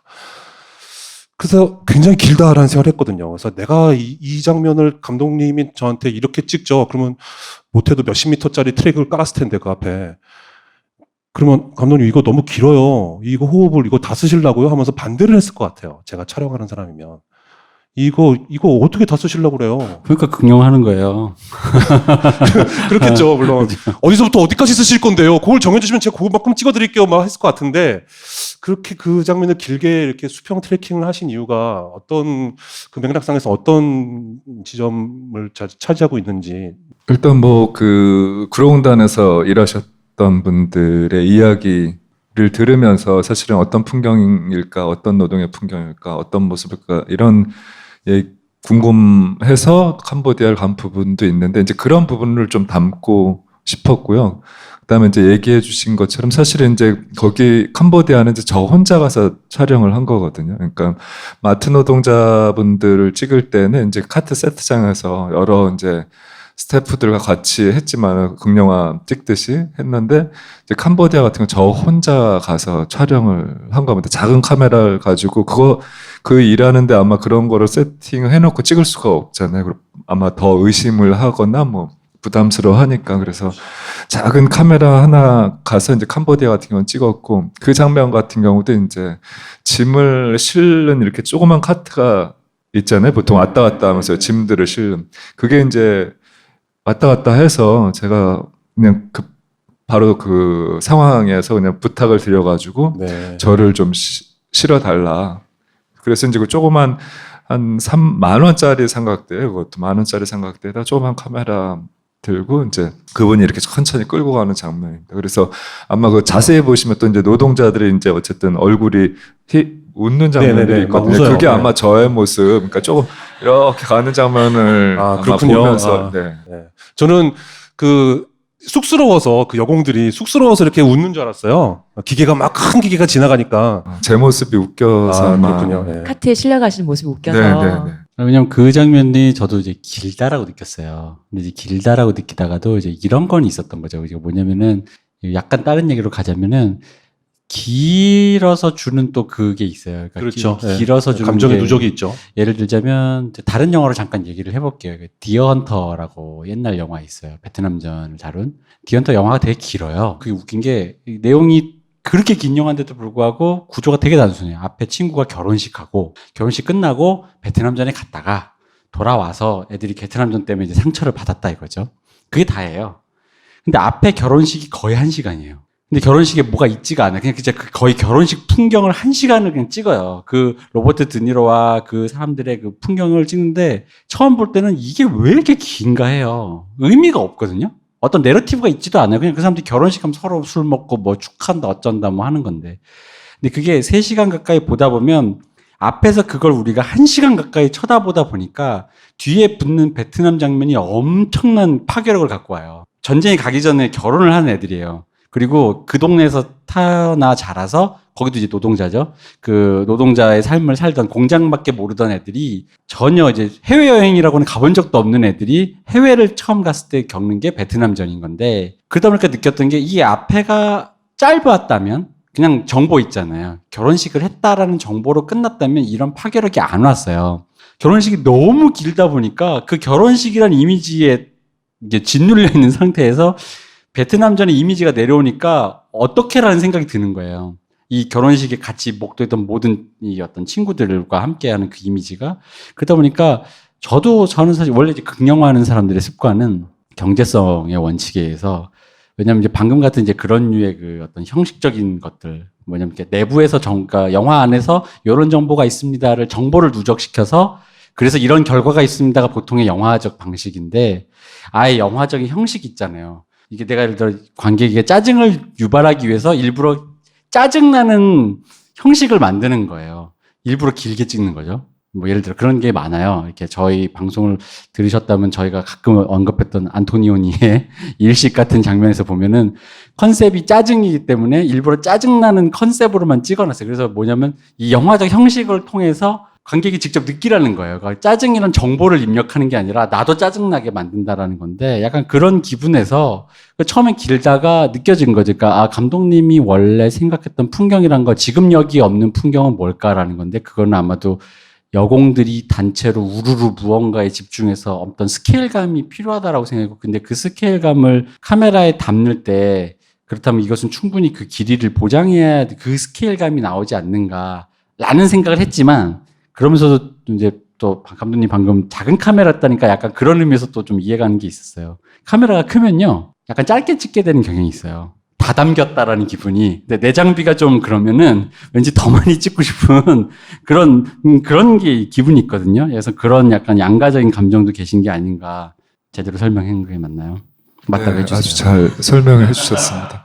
그리고 이제 뭐 한국에서 볼 수 있는 사실은 이런 풍경들은 굉장히 제가 봤던 어떤 노동의 풍경은 대부분이 좀 반지하, 뭐 지하에서 일했던 저희 어머님도 계속 그런 반지하 공장에서 이렇게 일을 하셨듯이 이렇게 굉장히 좁은 곳에서 일을 하셨거든요. 그러니까 잠깐 말씀드리면 영화 초반에 나오는 그 나이 드신 할머니 분이 이렇게 미싱하시는 그 작은 반지하 같은 거기서 그 지휘하시는 그 나이 드신 분이 어머님이세요. 네, 맞습니다. 초반에 나오고 이제 맨 뒤에 마지막에도. 맨 마지막에 또 운동하시는 그분. 예. 그래서 이제 어쨌든 뭐 한국에서 볼 수 있는 그런 봉제 공장이라든가 이런 곳들은 굉장히 좁은 곳이었기 때문에 그곳에서 또 이제 어쨌든 넓은 부분도 있었고 또 지금 얘기하신 부분을 잘 설명해 주셨지만 어쨌든 그런 부분들도 좀 생각을 하면서 좀 길게 좀 넣었습니다. 네. 어쨌든 저는 편집하시는 이향민 씨 칭찬해라는 그런. 이 또 편집 기간이 굉장히 좀 길긴 했습니다. 이게 뭐 전체가 뭐 한 3년이었는데 촬영 한 2년 걸렸고 편집만 거의 1년. 그리고 이제 뭐 한 20회 버전이 좀 20번 이렇게 계속 바뀌었거든요. 굉장히 좀 뭐 다양한 이야기하고 다양한 이렇게 직업군들이 있어가지고 사실은 다큐멘터리는 편집을 정말 바둑이나 장기처럼 어떻게 어느 수를 드느냐에 따라서 이게 굉장히 달라지기도 하거든요. 그러니까 굉장히 많은 어떤 버전을 만들면서 지금 결과물이 이렇게 나오게 됐습니다. 저는 이제 여기서 이제 사용했던 여러 가지 이미지들에 대해서 이제 느끼신 거를 좀 각자 참 자유롭게 얘기를 해봤으면 좋겠는 게, 그러니까 먼저 저부터 말씀을 드리면 제가 이제 제일 인상 깊었던 거는 그 동일방직인가요? 그 이기복 씨 사진 찍으셨던 이기복 씨 증언과 관련된 거였어요. 뭐냐면 이기복 씨가 자기가 그렇게 순수한 얼굴을 본 적이 없다라고 말씀을 하시고. 근데 이제 저는 그걸 보면서 이제 오해라고 이게 저 이제 스스로에게 드는 질문은 저 말이 사실일까라는 게 일단 사실 맨 먼저 들잖아요. 아니, 그러니까 내가 사람을 뭐 평생을 만나봤는데 그게 그렇게 순수해라는 그런 거죠. 근데 사실 저는 그래서 거기서 다 뒤집어서 생각하면 그건 굉장히 다른 트라우마적인 진술이라고 생각했어요. 그러니까 내가 그러니까 그분들도 그냥 평범한 동네 사진가시잖아요. 무슨 다큐멘터리 무슨 저기 그런 현장에 뛰어들어가서 찍으시는 분이 아닌데 우연히 접하게 된 어떤 굉장히 폭력적인 소요 사태의 한가운데 있었을 때 그걸 목격하고 내가 그 사람들을 뭐로 이해하는가를 자기만의 언어로 이렇게 그게 뭐 자기를 치유하던 자기가 그걸 어떻게 이해하든 간에 그건 되게 트라우마적인 진술이라고 생각했거든요. 그래서 순수한 얼굴이라는 말 때문에 거기서 찍은 사진이 있을 거 아니야. 사진 내놔봐라는 생각이 든단 말이에요. 사진 뭐야? 사진 어딨어? 그럼 당신 찍은 사진, 그 순수한 얼굴 뭐야? 나도 보고 싶어. 나도 완전 궁금해. 라는 건데, 그 순간에 갑자기 그분의 사진이 아니라 감독님이 직접 찍으신 그 얼굴을 가린 소녀의 그 이미지가 나오는 거예요. 그러니까 내가 얼굴을 보고 싶다라고 만들어 놓고 얼굴을 가린다는 거죠. 근데 이제 연결해서 생각을 해보면 여기 나오시는 분들 중에 특히 뭐 나중에 이제 그 승무원들 말고 요 시기에 이제 이 얘기를 증언하시는 분들을 보면은 이분들이 그 당시 되게 어렸잖아요. 젊은 사람이었잖아요. 그러니까 재현해서 볼 수 없는 얼굴이란 말이에요. 지금 감독님이 찍으신 이미지는 이미 이분들이 나이 드신 지금의 얼굴이라는 거죠. 그 당시 현장에서 그 똥을 뒤집어 쓰는 그러니까 그 당시에 우리가 그 얼굴을 볼 수가 없단 말이에요. 그러니까 그 얼굴을 볼 수도 없고 그리고 그게 누구라고 특정 짓기도 힘든 얼굴인데 근데 그 누구라는 거죠. 그래서 그 이미지를 거기다 갖다 붙였을 때 그러니까 내 기대를 배반하면서 그러다 보니까 이기복 씨의 진술이 확신이 생긴 거예요. 이게 트라우마적인 진술이다. 그러니까 내가 뭔가를 봤는데 뭐라고 말하기가 힘드니까 그분의 언어로 굳이 말하자면 순수한 얼굴이었다. 뭔가 그렇게 이제 진술을 하시는 거죠. 그래서 그 부분이 굉장히 좀 그랬고 거기에 덧붙여서 또 하나, 또 이향민 씨 칭찬해가 되는데 제가 자꾸 편집에 폐렴 얘기하실 때 폐렴과 벚꽃 그 떨어진 체리 이런 것들의 그 연결샷들이 있잖아요. 근데 그게 여기 뭐 다른 아까 뭐 발골하는 장면 그 여러 가지 연결점이 있지만 저는 그 장면이 제일 좋았어요. 그 장면이 약간 이렇게 좀 뭐랄까 좀 날카로웠어요. 그 연결 지점에 그게 좀 날카롭고 약간 제일 가슴 아픈 것이었고 또 앞에 다른 분들이 너무 유쾌하게 말씀하시다가 갑자기 그 폐렴에 어쩌고저쩌고 하는데 그 이미지를 붙여놨을 때 갖고 있는 그 이미지 힘이라는 게 굉장히 좋아. 그러다 보니까 또 역시 이향민 씨가 이게 자꾸 크레딧을 찾아보면서 이분 누구냐, 이분을 감독님과 함께 모셔야 되는데 라는 생각을 이렇게 했었습니다. 그래서 저는 그 영화를 근데 다른 분들은 어떻게 보셨나요?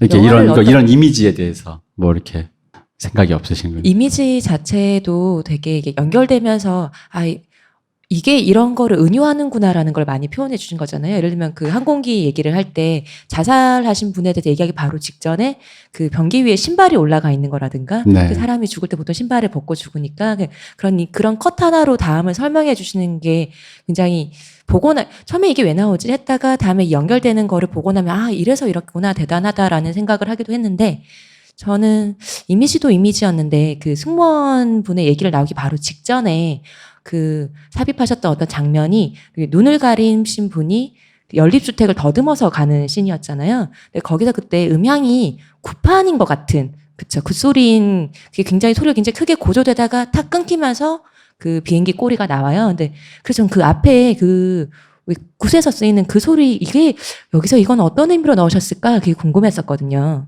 어떤 거였나요? 비념이라는 첫 장편 다큐멘터리가 있습니다. 근데 이제 비념이라는 말이 사실 이제 굿이라는 의미거든요. 그러니까 굿이라는 게 꼭 무속적인 의미이긴 하지만은 약간 이제 큰 굿을 뭐 나라굿, 뭐 큰 굿을 마을굿 이런 것들은 이제 굿이라고 하고 제주도에서는 작은 개인의 이렇게 뭔가 비는 마음, 뭔가 비나리 같은 것들을 이제 비념이라고 하는데 약간 이제 그런 영향이 있었던 부분도 있는데 이 위로공단에서도 사실은 어쨌든 많은 분들 거기서 일하셨던 많은 분들이 어디로 가셨을까 이랬을 때 사실은 뭐 따로 있는 게 아니라 바로 저희 뭐 어머님이시고 뭐 이웃에 살고 있는 어머님의 친구분들이시고 다 그런 분들이시거든요.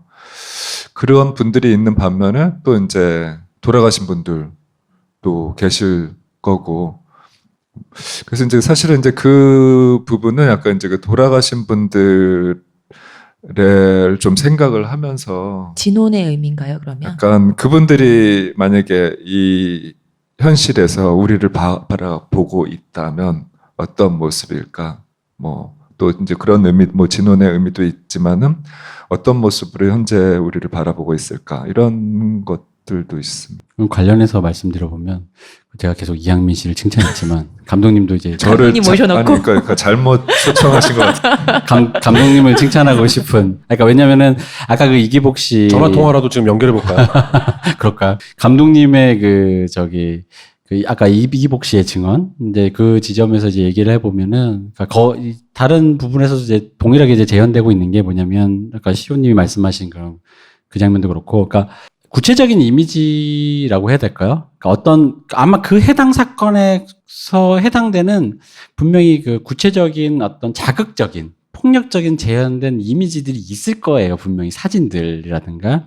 어떤 것들. 근데 제가 보면서 느낀 건 감독님이 그걸 의도적으로 안 쓰신다는 생각이 들었어요. 이게 자극적이다. 그리고 오히려 그 얼굴을 가린 사람의 쓴다든가 그 누드 시위하는 것에서도 최대한 어떤 상반신으로 해서 그 신체를 많이 노출시키지 않는 어떤 이미지들을 사용한다 생각해서 근데 이제 이 어떤 영상물을 만들 땐 그런 이미지를 놓고 싶단 말이에요. 왜냐면 그게 속고하는 파워가 있거든요. 근데 이제 그러다 보면 이제 그런 이미지를 쓰고 싶은 흔히 말 시각예술을 하는 모든 영화든 뭐든 시각예술을 하는 사람들에겐 그렇기 때문에 그런 이미지를 선택할 때 제기되는 윤리적인 문제가 있어요. 예를 들면 저희 이제 아날람에서 얘기했던 귀양 편에서 얘기했듯이 이게 굳이 하지 않아도 되는 그 위안부 여성들의 그 강간 장면들 같은 것들인 거죠. 그게 굳이 거기에 필요가 없는데도 불구하고 재현한다는 건 그게 오는 파괴력이 있는데 그 파괴력이 주는 그 감흥과 선정성 사이의 경계를 타기에는 우리는 이제 그거는 이제 선정성 쪽으로 좀 많이 기울었다고 생각한 건데 근데 의도적으로 그걸 많이 피하고 계시다라는 생각을 했어요. 이 이미지가 그리고 최대한 그 이미지에 부합되는 것이라면 다른 의미를 붙여서 뭐 감독님이 직접 만드신 어떤 그런 시각 예술적인 그런 이미지들을 좀 이제 붙인다라고 생각을 했는데 이런 그러니까 그런 윤리적인 거에서 어쨌든 감독님은 좀 뭐랄까 입장이 분명하신 것 같아요. 나는 최대한 안 쓰는 쪽. 그러니까 보통은 요 장면은 좀 쓰자. 요 장면 안 쓰자. 약간 이런 건데 제가 보기엔 일관되게 아예 그냥 그 부분은 아예 안 쓰겠다라고 선언하신 것 같은 느낌이 있어요. 그래서 그 부분들에 대해서, 그러니까, 혹은 그런 걸 찍을 때 그런 유혹들, 이 장면을 갖다 댔을 때 이 장면을 살릴 거야. 이 장면을 좀 넣고 싶다라는 거, 그런 거에 대해서는 이제 어떻게 작업을 하시나요? 네, 뭐 지금 얘기하신 대로 이렇게 좀 가능하면 자극적인 장면들은 사용하지 않으려고 하고 있습니다. 그런데도 불구하고 어쨌든 저도 이런 장면을 꼭 보여주고 싶다. 굉장히 좀 처절하지만 이거는 꼭 보여주고 싶다라는 컷들은 한두 컷 정도는 좀 고민을 하다가 뭐 쓰기도 하는데요. 그럼 그거 한번 말씀해 주시죠. 가장 고민하셔서 이거는 그 고민의 결과로 쓴다로 선택하신 컷은 뭔가요? 위로공단 같은 경우는 어쨌든 누드 퍼포먼스, 네. 뭐 누드 시위 같은 장면이고, 뭐 비념을 못 보셨겠지만 비념에서는 4.3 당시에 처형 당하는 장면이거든요. 이제 옛날 사진인데 이런 것들을 쓰면서 굉장히 좀 고민을 좀 많이 하게 되죠. 그러니까 윤리적인 문제도 있고 단순히 이거를 옛날에는 뭐 이런 일이 있었다고 설명을 하는 게 중요하다고 생각을 하지 않기 때문에 물론 저런 일이 있었고 현재 우리가 이런 것들을 어떻게 생각을 해야 되는지 어떻게 감각해야 되는지 이런 부분들을 좀 더 얘기하고 이 작품 또는 그 시대 상황들 사건을 통해서 우리가 뭘 할 수 있는지 토론하고 얘기 나누는 게 중요하지 그냥 단순히 정보만 전달하는 거는 좀 저의 작업에서는 큰 의미가 없겠다라는 생각을 합니다. 저 스스로도 사실은 굉장히 뭐 불편한 점이기도 하고. 그 캄보디아의 소요 사태 때 이렇게 피를 많이 흘리면서 죽어 있는 그 남자의 시체가 나오잖아요. 그 장면에서는 어떤 그런 고민?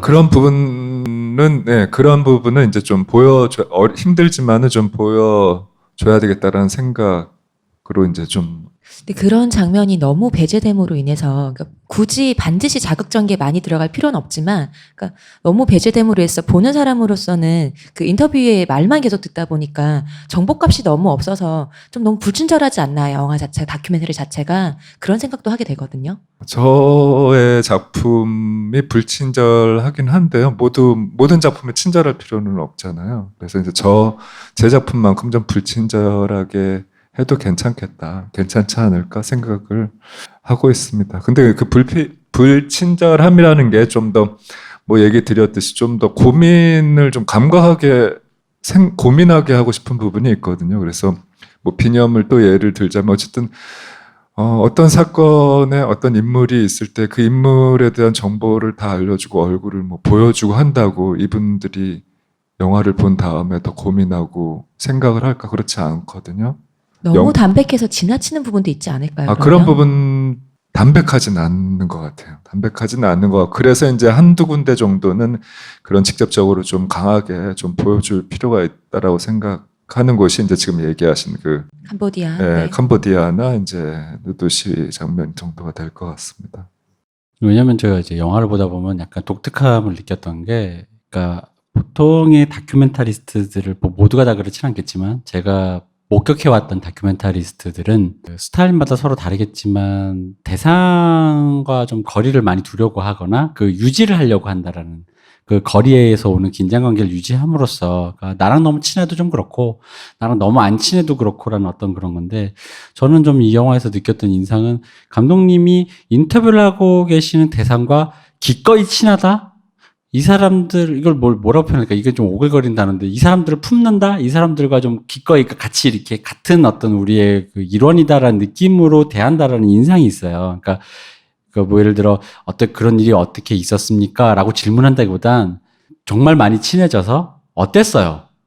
그냥 한번 얘기해 볼까라는 느낌에 좀 더 가까웠다랄까요? 그러니까 지금 진술해봐라는 느낌이라기보단 그냥 아무거나 좋으니 얘기해봐에 좀 더 요런 온도차가 좀 있다고 느꼈는데, 감독님이 인터뷰 대상들을 만날 때 하시는 어떤 태도? 그러니까 본인의 어떤 그런 뭐랄까 방식이 있을 거 아닙니까? 그걸 좀 얘기 좀 해주세요. 일단 이제 뭐 저도 이제 인터뷰를 이렇게 받을 때가 있거든요. 이제 이제 뭐 기자분들이라든가 이렇게 만나서 얘기를 하다 보면 같은 영화제하고 그다음에 이제 뭐 관객과의 대화할 때 누가 어떤 분이 하느냐에 따라서 제 말도 굉장히 다른 방식으로 나오게 되거든요. 그래서 너무 이제 뭐 기자분들 가끔가다 있는데 이제 너무 이제 똑똑하시거나 너무 이제 필요한 대답을 원하는 방식의 질문들이 있어요. 그럴 때는 말이 좀 안 나오거든요. 근데 저뿐만이 아니고 제가 이제 만나고 싶고 얘기 듣고자 하는 분들 대부분 사실은 비슷하다는 생각을 하게 돼요. 그래서 저 사람이라면은 내가 만약에 이제 뭐 인터뷰를 어떤 식으로 하는 게 좋을까, 어떻게 얘기를 하는 게 좋을까, 이렇게 좀 입장을 좀 바꿔서 생각을 하면서 얘기를 드리죠. 그래서 뭐 빙빙 돌릴 필요는 없고 최대한 뭐 진실되게 얘기하고 그다음에 다른 거보다는 이걸 통해서 뭘 영화를 만들겠다 뭐 이런 거보다는 이 이야기를 사실은 제가 좀 듣고 싶고, 그러니까 영화를 만드는 목적이긴 하지만은 그 목적 이전에 제가 이 이야기를 정말 듣고 싶고 그다음에 좀 배우고 싶고 그다음에 어떤 이렇게 살아오신 거에 대한 어떤 존경 이런 것들을 좀 많이 얘기 드리죠. 그러다 보면은 그런 것들에 대해서 좀 뭐 충분히 모르시는 게 아니니까 약간 좀 저 사람 좀 부족하긴 하지만은 어쨌든 부족함에서 나오는 또 다른 뭔가 같이 해주고 싶다라는 것들이 생기시는 것 같아요. 같이 뭔가를 해주면 좋겠다라는 그런 생각으로 이렇게 좀 함께 해주시는 게 아닐까 그렇게 생각을 해봅니다. 네, 그 질문을 좀 받아서 더 추가 질문을 좀 하자면, 그 다큐멘터리를 찍는 사람들의 고민은 항상 그런 거잖아요. 내가 이 현장에 혹은 저 인물들에 얼만큼 개입을 해야 될 것인가. 그러니까 흔히 이제 우리가 흔히 하는 착각 중에 하나가 다큐멘터리라는 게 그 카메라가 혹은 그걸 만드는 사람이 전혀 개입하지 않는다라고 생각하기 쉬운데 사실은 그렇지 않잖아요. 끊임없이 개입을 하고 있거든요. 뭐 예를 들면 제가 뭐 그날 데이트하는 장면을 내가 다큐멘터리를 찍고 있는데 예기치 않게 둘이 싸워버렸어. 카메라 앞에서. 툭툭툭 싸우더니 냉랭해졌단 말이죠. 그러면 나는 이건 이제 어떻게 될 것인가. 나의 계획과는 달라졌는데 카메라가 이제 계획과 다르게 움직여야 되는데 이 두 사람이 화해하거나 혹은 냉랭한 그 어떻게 되든 그냥 그걸 그대로 담을 건지, 혹은 카메라 잠시 놓더라도 와봐 잠깐 얘기 좀 해봐 해서 나 카메라 킨다 야 얘기해봐, 이거는 조작이라던가 그런 거랑은 좀 다른 거거든요. 그때부터 해서 이 사람 그래서 더 큰 싸움이 되든 뭐 아니면 화해가 되든 뭐 그렇게 해서 담을 것인지 뭐 내가 어느 만큼 여기에 개입을 해야 될 것이냐라는 게 항상 큰 어떤 선택의 순간이기도 하고 고민이 되는 지점이기도 한데, 감독님 같은 경우에는 이 인물들에게 혹은 이 사건에 혹은 이 현장에서 어느 정도 적극적으로 개입을 하시는 타입이신지, 혹은 그러면 안 된다라고 믿으시는 건지, 어떤 선택을 주로 하시는지 좀 궁금하네요. 근데 뭐 상황마다 다르긴 한데요. 근데 가능하면 이제 카메라는 계속 좀 켜두는 편입니다. 네네. 그리고 이제 이게 계속 처음에 또 얘기하셨을 때 다큐멘터리를 찍을 때 이제 대상들이 왔다 갔다 해서 이게 어디로 갈지 모르기 때문에 어떻게 해야 될지 모른다고 얘기를 하셨는데, 사실은 이제 처음에는 다 좀 그런 부분이 있죠. 근데 계속 어쨌든 사람들을 만나고 뭐 이야기를 듣고 하다 보니까 어느 방향으로 갈지는 대충 예상이 되죠. 예상이 네. 되거든요. 그래서 그리고 어떤 상황이 일어날지, 그 다음에 무슨 일이 일어날지 대충 예상을 하고, 또는 그 예상과 다르게 뭐 벌어지기도 하는데 그런 부분이 또 이제 더 흥미롭게 느끼기도 해서 그런 부분에 있어서는 좀 놓치지 않으려고 하는 부분은 있어요. 그거는 그거고 일단 찍는 건 찍는 거고, 그 다음에 편집할 때 그런 부분은 또 고민을 더 하니까 편집할 때 좀 놓치지 않기 위해서 가능하면 이제 기록이라는 거를 계속 해두려고 하는 부분은 있어요. 네. 이제는 이제 뭐 감독님을 이제 많이 띄워드렸으니까 베니스 비엔날레 권위에 도전한다. 약간 이제 저 생각엔 영화를 보고 약간 아쉬웠던 뭐 이제 그런 거에 대해서 한번 얘기를 해봤으면 좋겠어요. 그러니까 뭐냐면 이 작품이 2015년이다 보니까 어떻게 보면 지금과는 좀 한국 사회가 이 소재를 다루는 방식이라든가 온도 차가 다른 시점이라고 생각해요. 특히나 이 소재는 무슨 얘기냐면 지금은 이제 한국에서 지난 한 3년간 여성주의가 이제 많은 뭐 어떻게든 투닥투닥 이렇게 이 사회에서 어떤 하나의 어떤 담론으로 자리를 잡았는데 작업을 하시던 시절이면 이제 아직 그런 시기가 아니었어요. 그러니까 그렇기 때문에 지금 이제 우리가 지금의 눈으로 봤을 때 좀 더라는 지점이 이제 그런 부분들이 눈에 띄는 지점들이 어쩔 수 없이 생기는 게 있어요. 저는 그렇다고 해서 2015년도의 기준으로 해서의 위로공단이 아쉬운 작품이다 이런 말씀을 드리는 건 아니고 예술이란 건 어쨌든 시간을 견뎌야 되니까 지금 이 시점에서 소환되는 그 질문에도 한번 같이 한번 이렇게 공명을 해보는 것은 어떤가라는 취지에서 이제 그냥 얘기를 한 겁니다. 감독님이 섭섭하지 마시라고. 네.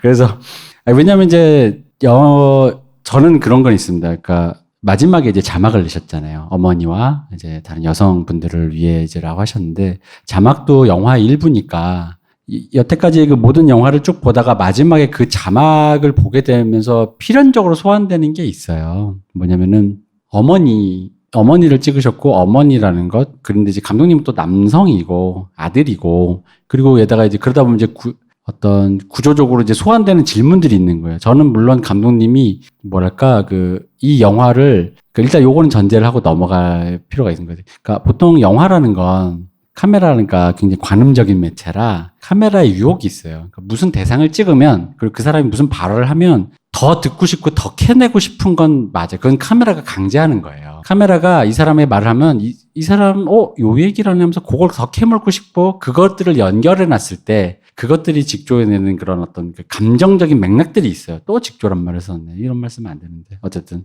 그런 것들이 있는데, 저는 감독님이 이분들이 말하는 그 순간을 애써 외면한다라던가 약간 멈춘다는 느낌이 좀 있었어요. 무슨 얘기냐면, 다 듣고 나서 보니까 일단 첫째는 그겁니다.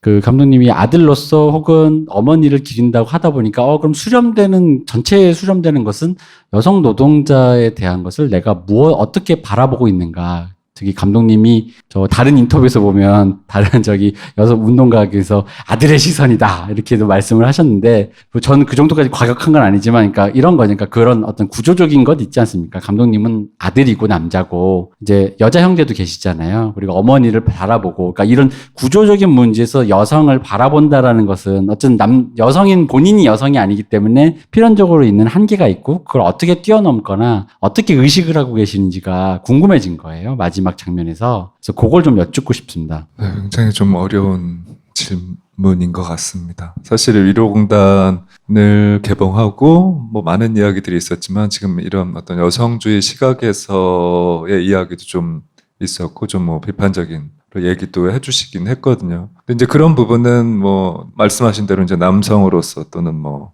아직 뭐 부모 입장이 안 돼봤기 때문에 약간 그 아들의 입장, 시선 이런 것들이 좀 더 자연스럽게 좀 들어간 게 아닌가라는 생각을 해봤습니다. 그래서 이제 그런 부분에 대해서는 뭐 전혀 다르다 아니다라고 얘기는 한 적은 없거든요. 그래서 그 부분에 대해서 충분히 좀 이해하고 있고 또 제가 그 이후에 어떤 방식으로 좀 풀어갈 수 있을지 뭐 계속 고민하고 있고 그런 여성주의적 시각이라든가 이런 부분에 대해서는 계속 뭐 미술 안에서도 2000년대 초반부터 뭐 페미니즘 미술에 대해서도 관심을 갖고 그런 선배들에 대한 작업들도 보고 계속 하고는 있었는데 어떤 방식으로 제가 남성 입장에서 어떤 방식으로 풀어갈 수 있을지는 지금도 계속 좀 고민을 하게 되는 것. 그러니까 저는 이 작품이 약간 어떤 원래 보통 이제 이 다큐멘터리스트들이 만들어낸 아주 흔한 방식은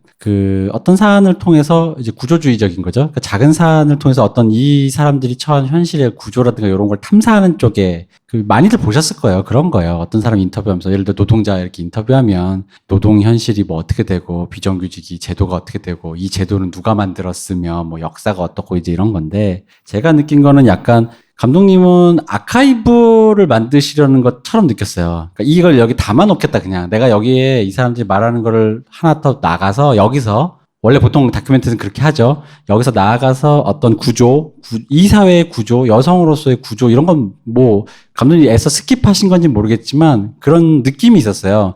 일단 이 목소리를 여기서 기록해 두는 게 중요하다. 그 담겨져 있는 게 중요하다라는 아카이브가 좀 그런 의도가 살아 계신 건가요? 제가 그렇게 읽었는데 약간 그런 느낌이 있다고. 네, 맞습니다. 예. 근데 이제 기본적으로 어쨌든 역사라는 게 굉장히 뭐 남성 중심이고 또 이제 글을 아는 사람들, 글을 쓸 줄 아는 사람들의 역사만을 또 일종의 이제 뭐 승자의 역사 등 계속 그런 사람들의 기록만이 남아 있잖아요. 그래서 일종의 뭐 제가 자란 어떤 뭐 서민, 뭐 민중, 보통 사람들의 역사라는 게 사실은 남아있진 않거든요.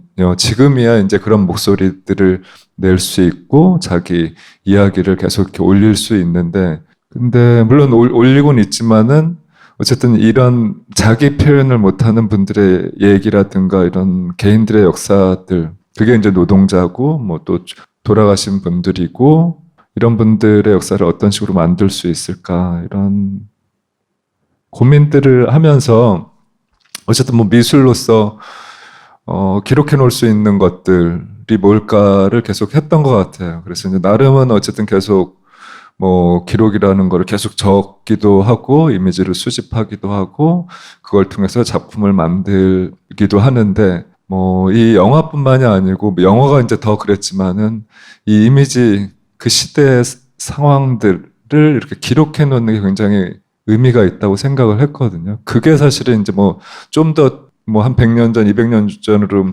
되돌아가면 일종의 이제 풍속화라고 그냥 쉽게 얘기를 드릴 수 있을 것 같아요. 그 시대 어떤 서민들의 모습들을 이렇게 계속 그려나갔던 뭐 김홍도가 대표적인 풍속 화가인데 그런 식으로 현재 어떤 풍경들, 사회 모습들을 좀 기록을 해 나가면 이것도 하나의 어쨌든 나중에는 아카이브가 하나의 뭐 단면이지만 이게 좀 아카이브가 돼서 나중에 하나의 큰 뭐 일종의 이뭉순이 기록해 놓은 또는 이뭉순과 같은 작업한 사람들이 기록해 놓은 어떤 시선, 사적인 뭐 아카이브가 되지 않을까 그런 생각들을 하면서 지금 뭐 직조라는 얘기를 하셨지만은 이제 뭐 어떤 어느 평론가 분께서 이제 직조라는 얘기를 많이 해주셨거든요. 뭐 특히 이제 저희 뭐 부모님 같은 경우가 그 뭐 섬유 공장에서 일을 했고 또 이제 그런 옷을 만들고 남은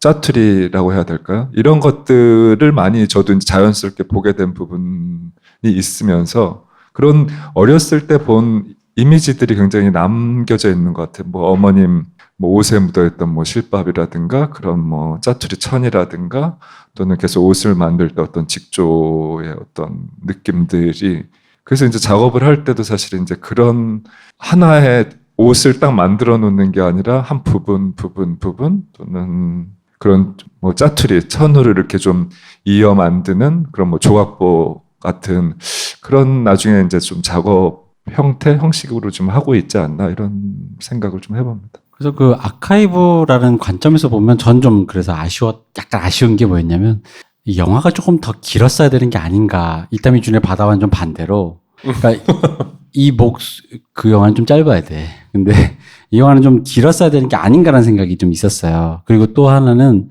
그 각 씬에서 예를 들어 아까 제가 계속 얘기했던 그 연결되는 그 이미지와 실제 인터뷰와 연결되는 그 자체 씬은 굉장히 효과적이라고 생각했는데 다른 의미로 담아둔다라는 관점에서 보면은 오히려 그게 충돌된다고 느꼈어요. 이게 충분히 담아둬야 되는데 거기에 이제 그게 자꾸 그 만드신 이미지가 개입을 해서 그런 이미지가 있는 거예요. 그러니까 이 사람들이 지금 더 말할 수 있는 공간들 그래서 왜 뭐 다큐멘터리 하면 흔히 이렇게 소환되는 다큐멘터리 중에 제일 극단적으로 왜 쇼아라고 있지 않습니까? 홀로코스트 생존자를 다룬 건데 그게 한 4시간인데요. 근데 형식이 별게 없어요. 그냥 진짜 클로즈업으로 인터뷰만 있는데 아까 그 디언터와 마찬가지로 그 극단적인 인터뷰의 그 모음집을 통해서 오는 게 왜냐면 그 개인의 기억이라는 건 정확한 게 아니니까 사실은 전체를 모았을 때 그 아카이브 형태가 되었을 때 갖고 있는 울림이 있는 건데 그러다 보니까 이제 저는 그게 약간 이게 그 한 씬으로서는 좋은데 이게 전체로 아카이브를 담으려는 의도와는 좀 배치되는 게 아닌가라는 그런 생각이 있었어요. 그냥 저의 감상입니다. 그리고 이제 거기서 이제 출발해서 이제 요 얘기를 이제 마지막으로 드리고 싶었던 게 뭐냐면 아카이브를 담으시려고 한다라는 그러니까 그 목소리가 거기에 있었다라는 거가 중요하다는 걸 때문에 그냥 제가 이해는 했지만 그럼에도 불구하고 이제 제가 아쉬웠던 게 뭐냐면 어쨌든 간에 이제 어머니로부터 출발된 여성 노동자의 삶이라면 이었는데 제가 이제 보고 나서 느낀 느낌은 여성이 말하는 따옴표 보편 노동자의 삶이 더 여긴 담겨 있다고 저는 봤어요. 근데 저는 제가 기대했던 건 아무래도 이제 이 영화를 시작이나 내가 보다 보면 이 노동자가 따옴표 여성 노동자로 호명되는 순간을 기대했어요. 근데 사실 인터뷰에 보시면 제가 보면 거기 살려놓으신 것 같아요. 왜냐면 여러 가지 순간이 있어요. 예를 들자면 김진숙 씨가 우리나라 최초의 용접공 1호거든요. 여자 용접공 1호인데 그렇다라는 건 그분이 거기서 말씀한 버스 차장을 하는 건 돈을 못 번다.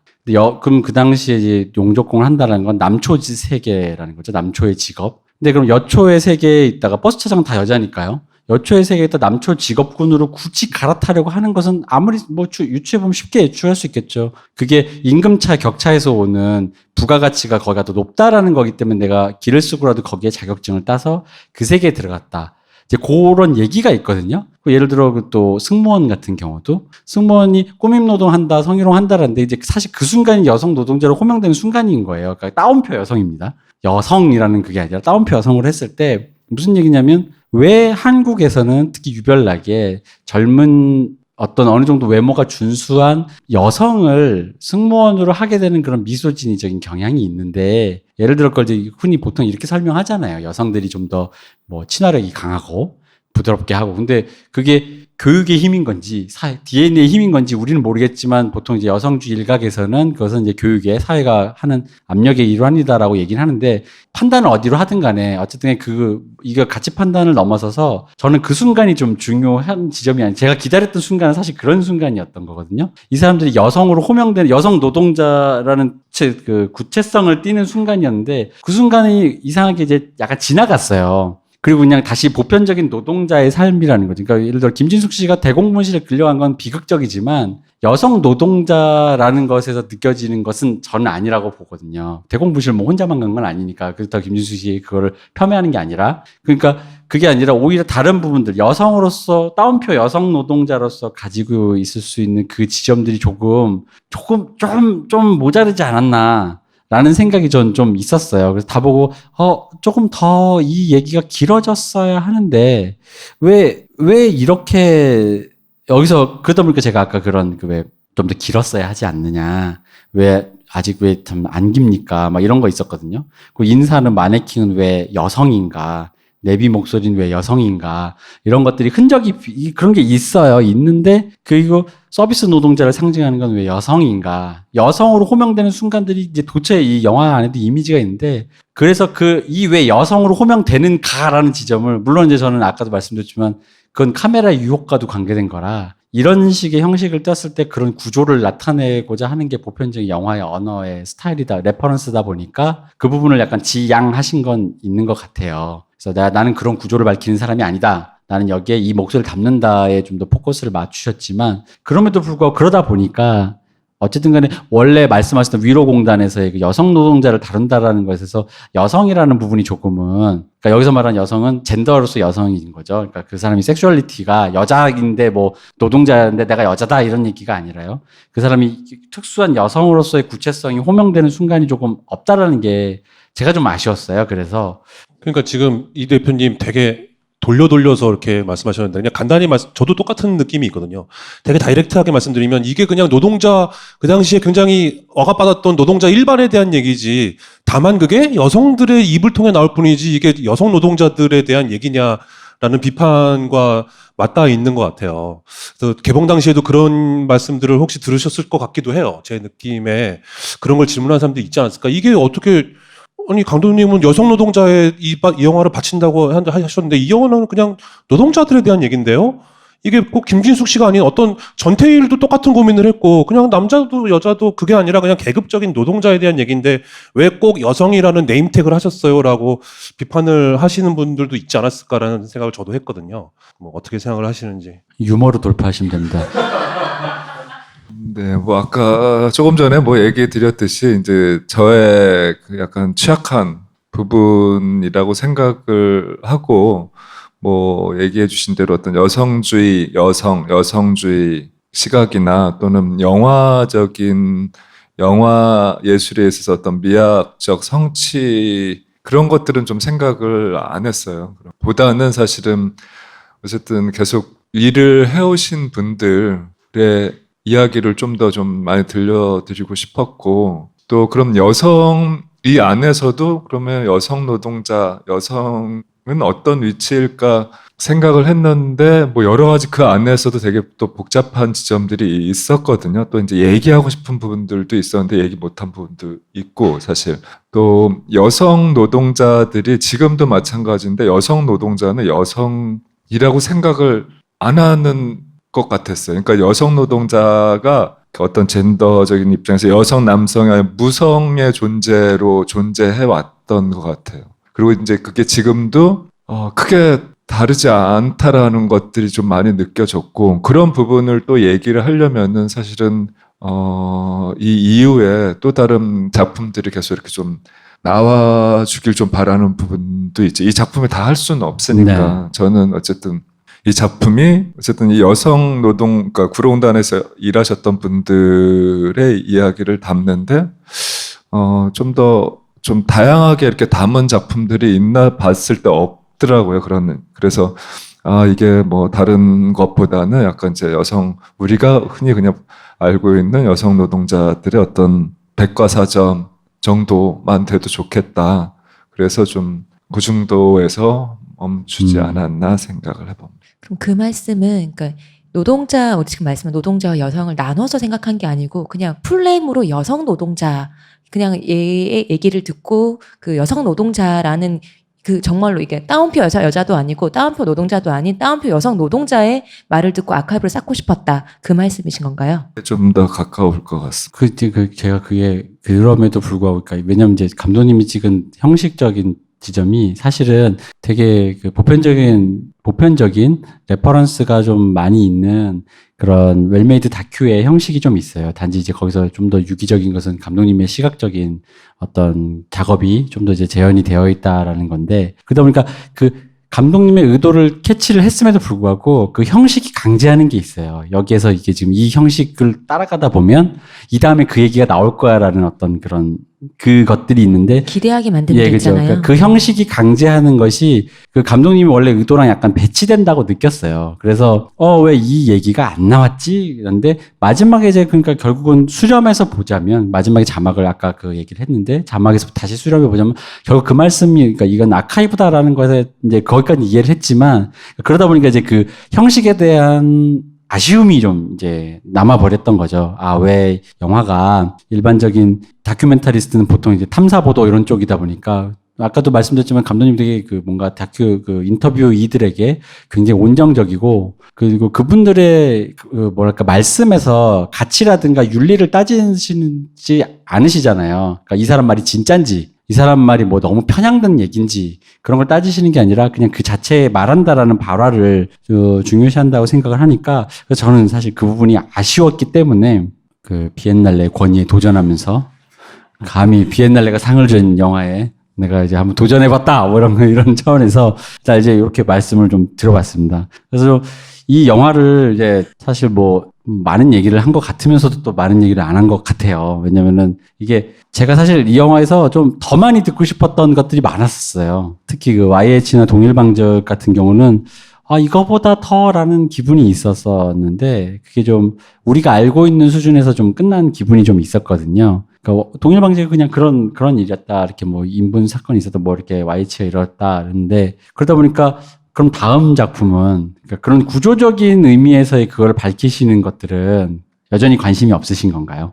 관심이 없다기보다는 일단은 제가 우선시하는 부분은 을 좀 더 우선적으로 하다 보니까 그게 이제 약간 뒤로 음. 밀리는 부분이 있는 것 같습니다. 그래서 그분들이 해주시는 이야기라든가 어쨌든 삶이 좀 더 관심을 갖기 때문에 그게 어떤 분들을 만나느냐 그리고 어떤 이야기를 해주시느냐에 따라서 작품의 어떤 구조적인 부분이 좀 더 고민을 하게 되거든요. 그래서 이제 지금 얘기했던 부분들 좀 부족했던 부분들은 이제 계속 좀 더 고민을 하면서 좀 안 하겠다라기보다는 좀 더 해볼 필요는 있다라는 생각을 계속 하게 되는 것 같습니다. 저도 이 질문 좀 들어보고 싶었습니다. 이건 저의 표현이 아닙니다. 이 작가님의 작품들을 얘기한 평론가들의 이 어떤 저도 그 책이 있는데 그 책에서 이제 나왔던 어떤 여러 가지 표현들을 얘기하자면 이몽순 작가님의 작품들은 어떤 의미로 심파적이고 촌스럽고 진부한데 다른 의미로 그것이 진솔하고 솔직함으로 다가온다. 그러니까 두 가지 양가적인 면이 있다라고 하는데, 그러니까 그 어떤 저도 보면서 약간 그 형식적으로 투박한 그 이 사람에게 다가가는 방식에 대한 그런 어떤 그런 거. 근데 아까도 얘기했지만 대상을 다루시는 데서 온정적이다는 데 느끼는 그런 진솔함 같은 것도 그러니까 그게 무슨 말인지 느껴지더라고요. 그래서 그런데 이제 보통 예술가들은 텍스트의 내용을 떠나서 어쨌든 그 형식을 다루는 사람이다 보니까 더 웰메이드하고 싶은 유혹이 있을 수도 있을 것 같은데 어떻게 보면 약간 고집스럽게 좀 더 이렇게 뭔가 투박하고 좀 더 날 것이라는 것에 대해 접근하고 싶어 하시는 그런 느낌인데 그거를 유지하고 싶어 하시는 건가요? 뭔가 세련되고 이런 건 이미지로 보여주셔서인가요? 그렇다면? 원래 좀 투박한 게 좀 더 이렇게 좀 투박하고 거친 게 이렇게 좀 사람의 마음을 좀 더 건들 수 있다라고 생각을 했고 또 어떤 세련되고 잘 만들어주고 뭐 그런 프로페셔널한 거보다는 그런 게 좀 어색한 것 같아요. 저한테는 그 옷들이 굉장히 어색해서 그래서 이제 뭐 작품을 할 때도 일반 시민들하고 계속 하게 되고 그 당사자들하고 뭐 연기를 한다던가 거기에서 나오는 뭔가 이 짜여진 거에서 볼 수 없는 것들이 있거든요. 그래서 그런 부분들에 좀 더 관심을 많이 갖게 되다 보니까 그런 것들을 좀 살리려고 하는 부분이 있습니다. 그리고 감독님 제가 또 아쉬웠던 거 하나만.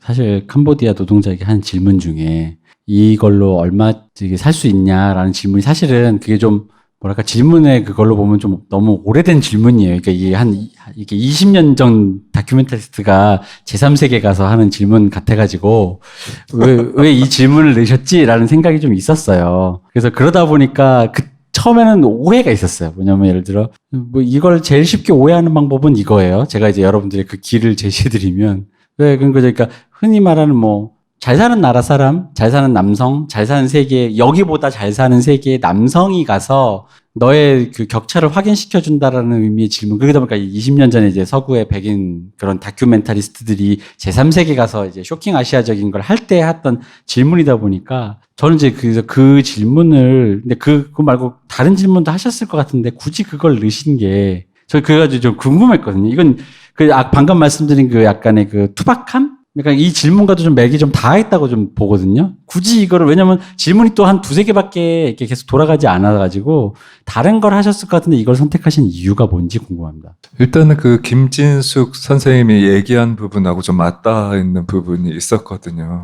연결이란, 여기서 연결이란 지점. 그런 부분 때문에 좀 했던 게 크고, 그 다음에 사실은 이분들 같은 경우는 이제 공장에서 일한 지 뭐 1, 2년밖에 안 되는 분들이기 때문에 자기가 경험한 얘기들을 또 그것도 이제 외국 남성에게 얘기한다는 게 쉽진 않다고 생각을 했거든요. 그래서 가장 기본적인 질문 정도만 하게 됐었죠. 만약에 이제 뭐 우리 뭐 경험을 하셨던 분들, 그러니까 과거의 기억을 끌어내서 이제 얘기를 하시거나 또는 이제 현재 어떤 현실들을 얘기를 하시는 분들은 충분히 이제 시간을 두고 얘기를 나눌 수 있지만은 이제 그분들 같은 경험이 없기도 했고 그렇게 이제 충분히 얘기할 것도 사실은 많지는 않으셨던 것 같고 그 다음에 어쨌든 얘기할 수 있는 상황이 아니었기 때문에 가장 그냥 기본적인 거에 를 할 수밖에 없었던 부분이 있었습니다. 어떤 부분들은 어쨌든 굉장히 다른 인터뷰에 비해서 캄보디아 노동자 인터뷰들이 굉장히 좀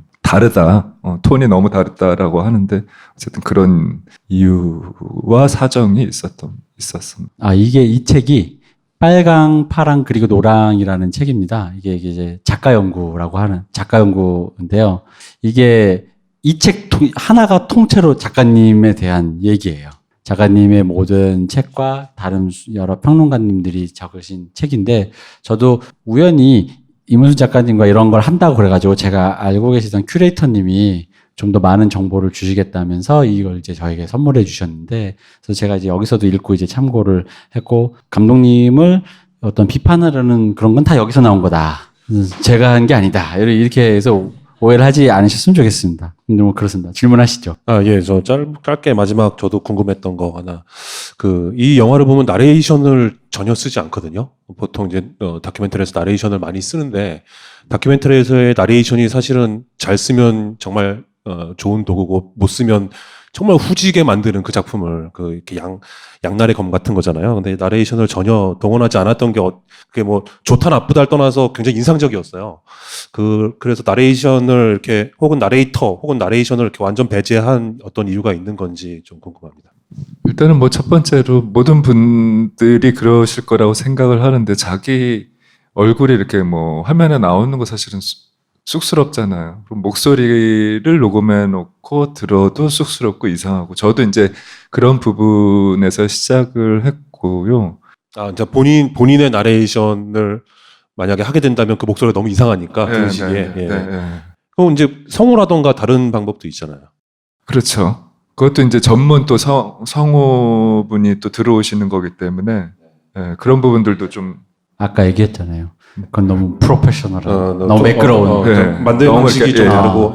네. 그리고 분명히 이제 뭐 충분히 이미지라든가 이분들의 말 이야기들이 충분히 그 역할을 해주고 계시기 때문에 굳이 거기에 또 어떤 저의 나레이션이라든가 저의 자막이 들어갈 필요가 없다고 생각을 해서 좀 없습니다. 네. 근데 대신 비념 같은 경우 이 전 작업 같은 경우도 이제 나레이션이 없긴 한데 거기에는 이제 좀 더 자막이 중간중간에 좀 삽입이 돼 있죠. 저는 개인적으로는 뭐 말씀하신 다음이니까 제가 말씀을 드리면 개인적으로 없어서 굉장히 좋았어요. 인터뷰로 충분히 이제 설명이 되고 있기 때문에. 그렇죠. 예, 네. 거기서 나레이션이 들어갔다라고 하면 저는 오히려 이게 그분들이 얘기하는 것이 약간의 그 감상으로 더 올라가 버린다랄까요? 심파적인 어떤 그런 감상으로 올라가서 이 사람의 얘기에 집중하기보다는 그 얘기가 갖고 있는 어떤 그 파괴력, 감정적인 거 있잖아요. 감정적인 거에만 공명하게 되는 위험이 있었을 거라고 생각을 해요. 왜냐면 말씀하시는 인터뷰의 내용들 자체가 좀 파워풀하다 보니까. 그래서 근데 나레이션은 좀 뭔가 쉬운 유혹이잖아요. 그렇죠. 예. 네. 그리고 나레이션 되게 그 이타미준의 바다처럼 유지태 씨의 목소리로 살짝 얘기해주면 되게 있어 보이고, 네. 있어 보이고. 저는 전혀 유혹이 없어요. 나레이션에 대한 유혹은. 쉬운 유혹이. 그리고 왜 저 편집할 때 이렇게 디졸브 같은 게 안 붙는 컷 붙일 땐 디졸브나 페이드 인아웃 같은 게 최고잖아요. 마찬가지로 어떤 장면에서 어떤 다른 장면으로 넘어갈 때 뭐가 덜그럭덜그럭거리면 나레이션을 집어넣으면 되거든요. 그래서 굉장히 정말 달콤한 유혹인 거죠. 근데 그러다 보면 이제 작품이 후져지게 되는 어떤 그 지렛대가 돼버리는 경우가 많아서 나레이션으로 그냥 다 이렇게 문 떼고 넘어가 버리게 되니까 풀리지 않는 어떤 그 부분을. 그래서 나레이션을 잘 쓴 작품들을 보기가 굉장히 어렵고 그러다 보니 그냥 인터뷰로 충분히 설명을 해주시고 나레이션을 완전 배제해버린 게 저는 좀 훌륭한 선택이었던 것 같아요. 그 나레이션 관련돼서 사실 그 미술계에서 1인칭으로 자기의 작업을 이렇게 나 개인의 바이오그래피적인 어떤 그거를 뭐 예를 들어 나는 뭐 소수자인데 막 이러면서 이런 식으로 사적 다큐를 많이 특히 미술계에서 많이 하거든요. 그러다 보니까 저는 사실 거기에서 의구심이 좀 많았었단 말이에요. 왜냐면 아까 말씀드렸지만 편집을 배울 때 그 오버랩이라 그러잖아요. 이렇게 한 장면 이렇게 덧대서 이렇게 넘어가는 그걸 디졸브 오버랩이라고 하는데 오버랩에다가 나레이션에다가 음악 이렇게 깔면요. 아무 사진 찍어도 다 되게 그럴듯해요. 거기다 자기 얘기 진솔한 거, 예를 들어 뭐 나 소수자인데, 나 여성인데, 나 가난한데, 나 뭔데, 뭐야? 그쵸. 저 노인인데, 뭐 이런 거, 그런 거 하면은 되게 파워풀해져요. 그러다 보니까 저는 그 현대미술에서 약간 그런 바이오그래피적인 그런 사적 다큐를 일단 의심이 좀 있어요. 과연 이게 완성도가 있는 건가? 완성도를 알 수 없을 정도로 이렇게 뭉개버리는 약간 기분이 있다 보니까 그래서 이게 다큐멘터리로서의 넘어서 미술을 하시던 분이 이런 식으로 작업했다는 게 오히려 좀 전 다른 의미로 신선했어요. 이게 사적인 의미, 예를 들면 그런 거 있지 않습니까? 감독님도 찍으셨지만 그런 풍경들 있잖아요. 태화강, 까마귀 하면서 갑자기 이제 그런 할머니의 목소리로 왜 저 같으면 뭐 노래 한번 불러보시라 그러면 노동요 이런 거 부르시면서 그런 걸로 이렇게 괜히 문대가지고 그래가지고 이제 뭐 나의 제목은 뭐로 할까? 나의 어머니께 이러면서 이렇게 막 해가지고 또 투박한 손, 망가진 손톱 뭐 이런 이미지들과 막 나레이션을 막 이렇게 덕지덕지 해놨을 것 같아요.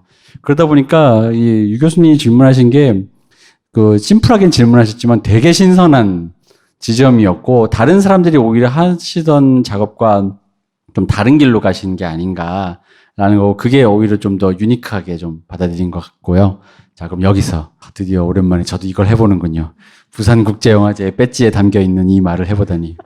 관객 질문 받아볼까요?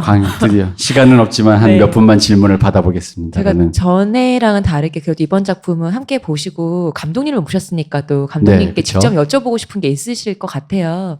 그래서 혹시 제가 마이크를 드리겠습니다. 이거 하시면 돼요. 안경 올리시면서. 안경도 빌려드립니다. 영화 잘 봤고요. 그러면서. 질문하실 분 혹시 계신가요? 아니, 우리 관객들은 이렇게. 내가 너무 영화과 빌런을 강조했나? 질문하셔도 됩니다. 편하게. 약간 감독님이 계실 때 어떤 그런 생각하셨던 것들을 좀 같이 얘기하면 훨씬 더 좋거든요. 빨리 질문하세요. 여러분? 눈 피하지 마시고. 여러분? 자, 그럼 오늘 날짜가 몇 번이니? 5번 일어나봐. 이런 거 31일이니까 1번 일어나봐. 이런 거 해야 되는데, 질문이 없는 관계로. 일단, 이 얘기는 대략 마무리를 하겠습니다. 그러면 잠깐만요. 그럼 감독님은 왜 나에게 이런 질문을 하지 않았을까라는 게 혹시 있으신가요? 오늘 얘기가 저희가 여러 가지를 했는데 그 중에서도 이 말 내가 하고 싶었는데 왜 이건 안 물어봐 줬을까 하는 거 혹시 있으신가요? 왜 작업을 하느냐, 뭘 위해 하느냐, 뭐 이런 것들이 기본적으로 또 뭐 질문을 하실 수 있지 않을까. 그러니까 뭐 작품 외적인 어떤 저희가 시작점에. 예. 너무 감독님한테 관심이 없었군요. 그러면. 네, 뭐 편집 기사님 얘기만 계속 하시고. 아니, 저는 사실 저 이 책을 읽고 그런 건 있었어요. 그러니까 작가님의 작품을 다른 영화뿐만 아니라 다른 미술 작품과 연결해서 이렇게 조금 더 얘기되어야 될 부분들이 조금 더 있더라고요. 근데 이제 그 부분들에서, 근데 이제 그러다 보니까 이제 저는 그런 걸 고민했어요. 왜 이제 그 질문이 좀 스킵되었냐면은, 이제 변명이지만 말씀드려보자면은, 영화를 만들었을 때 그러니까 영화쟁이들이 영화를 판단하는 방법은 그냥 그 영화 하나로서만 판단하는 게 있는데, 이제 제가 감독님의 작품들의 다른 것들을 조금 이제 그냥 기웃대 보다 보니까, 아까 맨 처음에 했던 말이랑 비슷합니다. 이 영화가 전체 맥락으로 봤을 때 연결되는 지점에서 갖고 있는 것도 얘기를 해야 되는데, 그러기엔 저희가 이제 미술이나 이런 거에 섣불리 오히려 다가가는 게 아닌가 싶었던 생각이 들었어요. 그리고 게다가 여기 계신 분들 대부분이 안 보셨고, 그래가지고 오히려 같이 봤던 것을 토대로 얘기하는 게 좀 좋다 하다 보니까 텍스트에만 집중한 좀 그런 면이 있었습니다. 좋은 변명이었다라는 생각이 드는군요. 저는 그리고 한 가지 더 저희한테 섭섭하실 것 같은데 지금 이렇게 끝내버리면 네. 왜냐면 제가 오늘 위로공단에 상연을 했지만 지금 여행, 그렇죠. 여행 얘기를 해야죠. 이번에 개봉한 건 여행인데 여행 얘기를 이렇게 안 하고 끝나면 너무 섭섭하실 것 같아요. 제가 그래서 제 질문집 해서 저 그래요? 보내드렸잖아요. 아, 이 너무- 세계관이 유로공단의 세계관의 여행으로 어떻게 이어지는가를 질문을 해달라고 제가 참. 이 여행 같은 경우도 북한 여성의 이제 얘기잖아요. 그래서 어떻게 이어지는 게 있는가 이제 이렇게 빨리 질문을 드려야. 그럼요. 네. 중요하죠. 예. 뭐 다른 것보다 이제 지금 뭐 개봉을 한 달 전에 했습니다. 여행이라는 작품이 있는데 이 작품 같은 경우는 이제 북한에서 오신 10명의 여성분들하고 함께 만든 작품입니다. 이 작품은 그것도 사실 이제 여성 탈북 여성들에 대한 얘기인가요? 네, 네, 네.